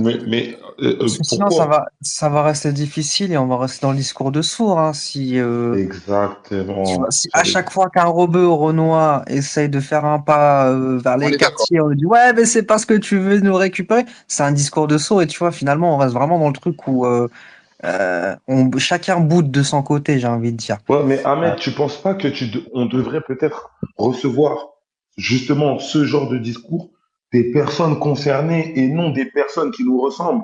C'est-à-dire c'est là où après il y a toute la question de la politisation des plus jeunes, etc., qui rentrent dans la politique.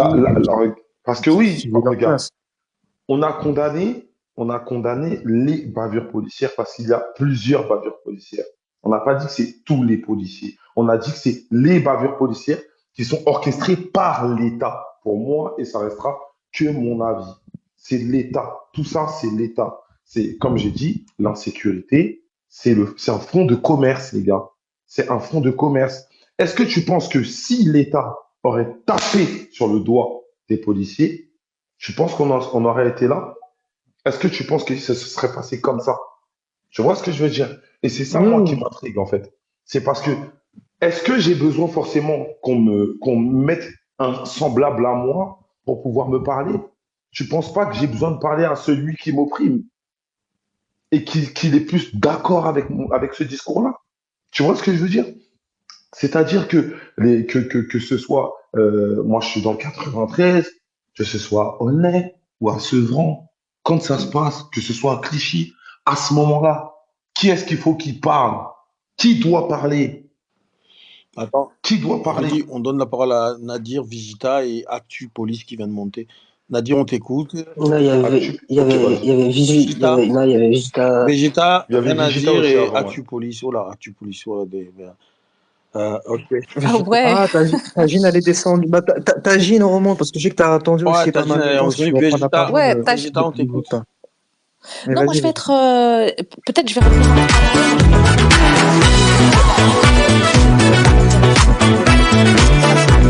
les gilets jaunes. Pour moi, c'est pas du tout à mettre sur le même rapport d'équilibre ou même le même rapport quotidien. Ouais, Même si je comprends. Mais tu peux y trouver des parallèles. Ouais, de ouf, tu vois. Ouais, grave. La question. En fait, déjà, on va tout à fait légitimer l'action des Gilets jaunes parce que l'opinion publique est partie du principe qu'ils avaient raison de manifester pour effectivement le prix de l'essence, etc. Et moi, en gros, là-dessus, j'ai rien à dire. Par contre, ce que je peux dire, c'est que autant les Gilets jaunes ont été réprimés à cause de ce qu'ils disaient, autant les personnes en quartier sont réprimées à cause de ce qu'elles sont. Et ça, c'est une différence parce que tu pourras jamais changer ce que t'es. Et que ça, c'est quelque chose qui perdure. Et la deuxième chose que je voulais dire à ce sujet-là, où moi je vois des différences, c'est aussi dans le fait que ce qui s'est passé pour les Gilets jaunes, c'était exceptionnel. En tout cas, c'est à la fois très périmétrisé et à la fois très canalisé dans le temps. Or, dans les quartiers, c'est au quotidien, c'est tous les jours. Il y a des pélos aujourd'hui, ils ont 10, 15, 20 000 balles d'amende à cause du Covid. Et ces amendes, c'est pas les petites fleurs des champs qui les rendent, c'est les keufs. Et ça, c'est au quotidien. Quand tu vois des keufs toute la journée dans ton quartier, tu sais que tu n'es pas le permis. En tout cas, tu n'es pas permis dans l'espace public pour circuler.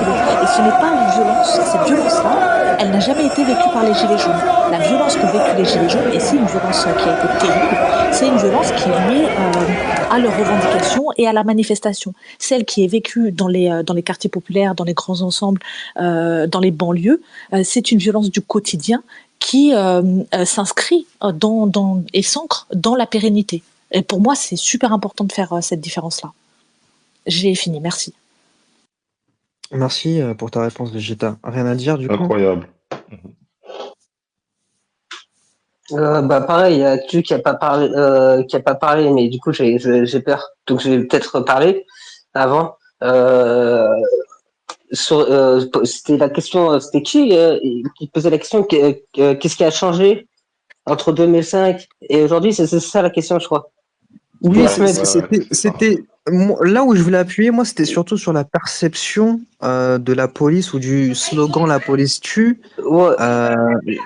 Est-ce qu'il n'est pas un tout petit peu plus accepté dans la société, ou en tout cas quand le blanc a été attaqué au LBD pendant les Gilets jaunes, ils se sont dit ah ouais, c'est qu'à partir de là où ils se sont dit ah oui, effectivement, les banlieusards, ça fait longtemps qu'ils nous disent que la police est dangereuse. Effectivement, ils ont peut-être un petit peu raison. Je crois pas, parce qu'ils nous écoutent pas de toute façon. À la base, je pense que n'importe quel mouvement de protestation, combien même elle serait blanche, à part certains sur qui c'est plutôt des intellectuels qui vont faire des travaux en sociologie, etc., machin, qui vont analyser ça. Tu as beau leur expliquer que le harcèlement policier, se faire marave, etc., par une équipe, ils l'entendent pas, et la répression et la prise du terrain dans le cadre d'une manif ordonnée en cortège, etc., elle n'est pas du tout la même que tenir le terrain au quotidien par des stratégies de voitures banalisées, d'entrée de résidence, etc. C'est pour ça que du coup la manière dont, mais ça pareil, peut-être Vegeta elle pourra mieux en parler que moi, mais la manière dont on se réapproprie les lieux et les entrées et les sorties, c'est un moyen aussi. Moi au quartier je me sentais sécurisé, parce que je savais où était l'entrée et je savais où la voiture pouvait sortir. Et que du coup, c'est peut-être ça qui a changé pour moi. C'est du coup ce qui nous sécurisait, c'est comme disait Vegeta, le terrain de foot, aller au City et être tranquillou avec tes potos. Elle a peut-être changé du coup parce que déjà ils ont fait trop de City Stade. Voilà, j'en ai marre. Ah, il y a un problème, City Stade. Ah, il y a un problème, City Stade. Bah, c'est bon, les City Stade, il y en a plein. Mais du coup, non, mais après, mais du coup, en tout cas, la question de la sécurité vis-à-vis de la police et des forces de l'État, parce que c'est militaire aussi parfois. Après, c'est les gendarmes qui viennent tenir un checkpoint. On pouvait être en sécurité parfois dans certains quartiers, dans certaines cités. En tout cas, là, moi, de ce que je connais, en tout cas, là, on pouvait se mettre en mode sécurité. En Mais fait, tu sinon, parles pour des cités où c'était des grands quartiers ouverts et Bah avec oui, il a raison. le plan de modernisation qu'ils ont fait, en fait, ils ont résidencié chaque tour est devenu une résidence à proprement parler, entourée de barrières, etc. Alors au début, tu dis c'est cool, c'est pour la sécurité, et quand tu réfléchis plus loin, en fait, c'est pour leur sécurité à eux, c'est pour l'organisation à eux, c'est pas pour ton bien-être à toi, parce que tu restes quand même dans le quartier, mais c'est juste le truc où quand tout était ouvert avant, tu circulais d'un point A à un point B, d'une tour à une autre, etc. Eh ben ils ont sanctuarisé chaque tour pour Bah, un bah, Ouais, petit mais tu là te où souviens d'un c'est. truc? Pardon, Excuse-moi, Rudy. Gisèle, tu te Smahli, souviens vas-y, d'un vas-y. truc? Non, il n'y a pas de problème à ça. Tu te souviens d'un truc, c'est que quoi? On se disait souvent que là, je vais courir jusqu'à là, et de toute façon, si je tourne à droite, il y a tous les grands de la cité. Et là, ils vont plus rien faire. Là, tu sais que tu es en sécurité. Là, aujourd'hui, comme tout est en train de se détruire, certes, c'est plus joli, c'est moderne, ok, mais non, en fait, c'est fait exprès. Tu sais très bien que là, tu es heurté à la ruelle de droite. Bah non, en fait, c'est vide, c'est encore un long boulevard. Tu vois ce que je veux dire? Et il a totalement raison sur ça. Tu peux y aller, Végéta. Ouais, rapide, juste, mais ce que vous dites et ce qui est très juste en tout cas sur l'analyse spatiale, c'est qu'elle est aussi accompagnée par la volonté des habitantes et des habitants. Et en fait, c'est en ça que l'ANRU est très vicieux. C'est que les habitantes et les habitants demandent aussi plus de sécurité. Alors, il y a la question des fours, dont on pourrait parler, même si c'est pas le sujet aujourd'hui. Les fours Et en fait, micro-ondes? les fours micro-ondes, oui. Mais il y a et en fait, on parlait de concertation au tout début du space. Je crois que c'était Nams qui en parlait. Mais là-dessus, ils ont été bons et assez vicieux pour dire on va intégrer les habitantes, les habitants dans les concertations et on va faire en sorte que la seule option qu'on puisse leur proposer en termes de sécurité, ce n'est pas de créer du lien social, c'est de créer de la barrière. Et comme vous disiez, c'est tout à leur avantage. Voilà, je voulais juste dire ça sur les rénovations. On vous écoute, monsieur Actu Police. Vas-y, Actu. Mais juste, je voulais dire un truc Oui. à mettre, parce que tu as parlé des gilets jaunes. Juste une phrase. T'as oublié aussi que certains gilets jaunes, on l'a pas oublié, disaient aux policiers allez voir les quartiers, c'est eux les méchants, nous on est les gentils qui payons nos impôts. Ça, moi, je ne dis pas, bon. Ça, voilà. Ça, je pense qu'il faut le rappeler. Ils nous disaient allez voir les méchants dealers de drogue, nous on est des gentils, on paye des impôts, on est des petits restaurateurs, des petits machins. Donc voilà, ça aussi, il faut pas le La drogue qu'ils achètent avant la fête du bar. On vous écoute, Actu Police. On est des sauvages. Là-dessus. Bonsoir. Bon, vous vous doutez bien que je vais pas avoir du tout le même discours que vous. Ça change de sujet. Voilà. Je vais rappeler l'arrêté de la police et comme ça sera pas mal. Non, mais juste, je parle pas de la police, je parle des immeubles, t'inquiète. Donc, vite fait, 15 secondes. Parce Non, que attends, laisse-le parler à Actu Police, la mèche, on revient après. Et Ahmed, une seconde. La mèche, s'il te plaît, laisse-le parler et tu reviens après, Frangin, s'il te plaît. Vite fait. On a besoin d'entendre. Par rapport à des immeubles et tout, je vais vous en sortir une belle. Dans le quartier de mon enfance, c'est des HBM, c'est-à-dire que c'est les. Vous voyez, c'est les. Vas-y, Actu Police, tu peux y aller. Hein? Attends, je crois qu'il voulait prendre 15 secondes sur les tours, comme ça il reste dans le thème et on passe à Actu Police qui va nous ramener complètement. Pas que je revienne dans 10 minutes là-dessus et que c'est plus de sens. Il y a les HBM. C'est les c'est les immeubles que vous voyez sur le pourtour des boulevards qui font le tour de Paris en briques rouges, machin et tout. Et ces bâtiments sont classés. C'est des bâtiments classés. Vous l'entendez la mèche? Moi je l'entends pas, les gars. Sans on l'entend, Rudy descend. Non, on l'entend pas. On l'entend pas, faut qu'il descende. Moi je l'entends. Non, il y en a faut qu'il descende et qu'il revienne pas. Donc c'est la mèche. La mèche, tout le monde t'entend pas. Descend et remonte après. Et revient pas. Bah, on t'écoute, Actu Police. Ah, c'est mignon, Triple J, arrête. Triple J, on t'écoute. Police, pardon, on t'écoute.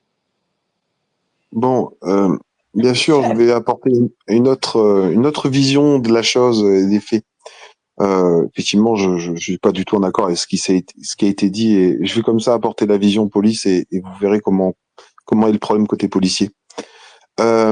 En fait, Non, mais c'est bon, je suis rentré. T'inquiète, Actu Police, vite fait sur les HBL. Attends, laisse-le finir, s'il te plaît, tu l'as coupé la mèche, tu reviens juste après. S'il te plaît, laisse-le finir. Police, vite fait les HBL. Il t'a pris le relais, tu le reprends après, s'il te plaît, la Je mèche. reprends le relais. Tu le reprends après, s'il te plaît, la mèche. Ouais, mais ça n'aura pas de sens. S'il te plaît, la mèche, s'il te plaît. Ah, il va pleurnicher pour la police. S'il te plaît, la mèche, s'il te plaît, tu reviens après, s'il te plaît.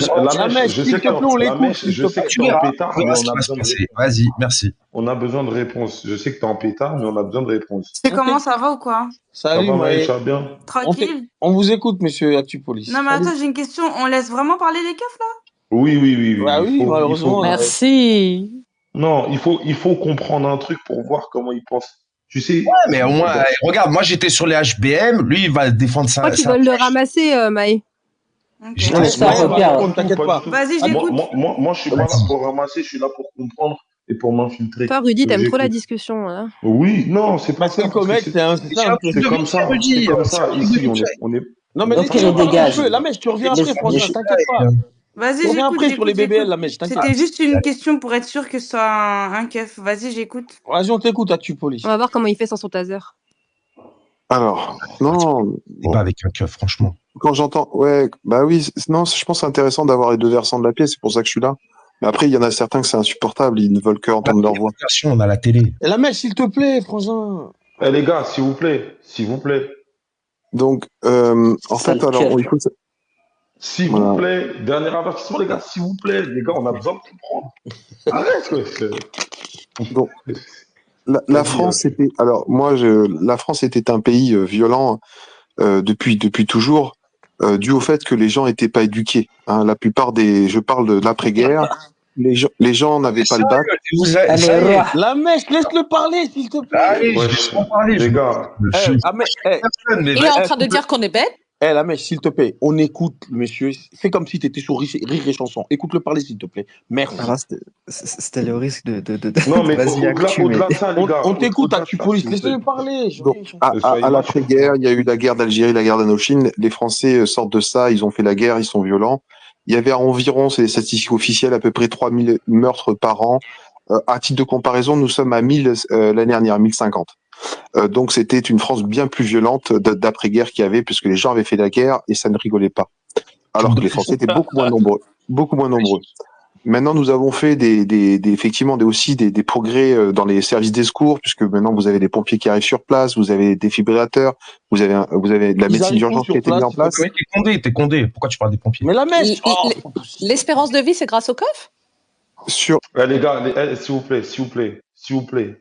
On a bien compris que tout le monde est énervé, tout le monde n'aime pas la police et quoi que ce soit, mais on a besoin de quand même comprendre les choses. Sinon, vous êtes comme les anciens dont on était en train de condamner tout à l'heure. Ça veut dire qu'on peut même pas comprendre. S'il vous plaît, les gars. Sinon, on veut comprendre. Sinon, taisez-vous, descendez. Non, sinon, faites comme moi. Moi, avant qu'il parle, j'ai mangé du poulet. Ah, c'est tout. Moi, je suis en train de manger mon poulet. Oui. Mangez votre poulet, ça va jauger un peu tranquille. On t'écoute, Actu Police. C'est les réseaux sociaux. Hein. J'ai le droit de dire moi aussi je mange du poulet ou ça? Bah oui, ça permet d'apaiser la situation. On t'écoute, Actu Police. Réactive le micro, à toi. Ouais. Non, je pense que ça t'a interrompu plein de fois, mais c'est pas grave.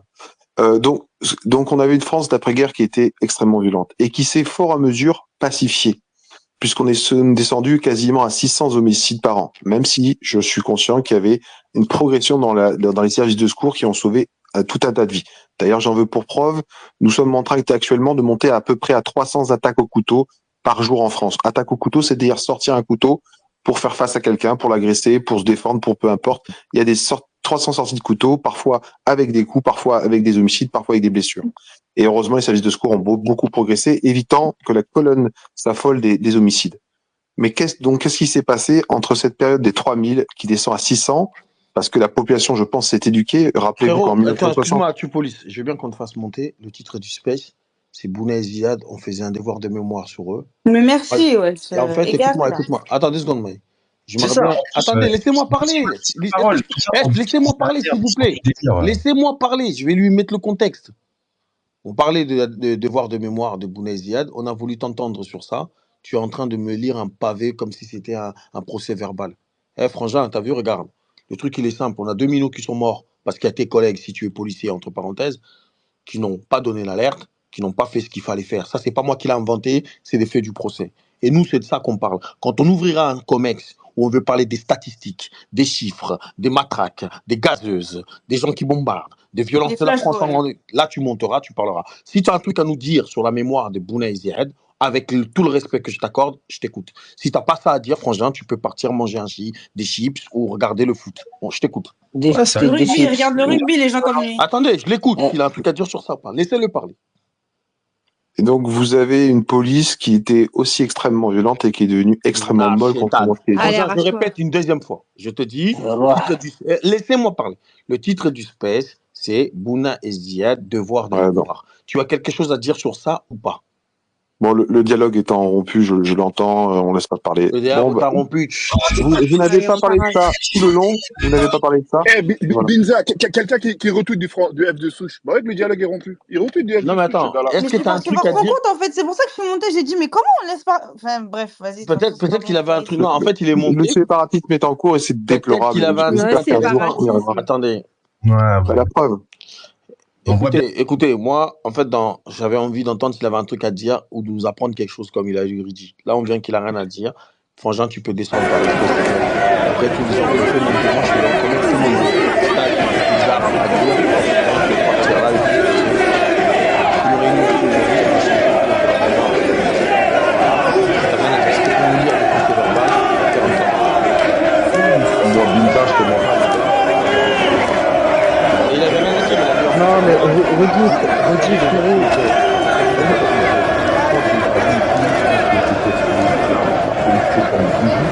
en prendre une faille. Sauf que ça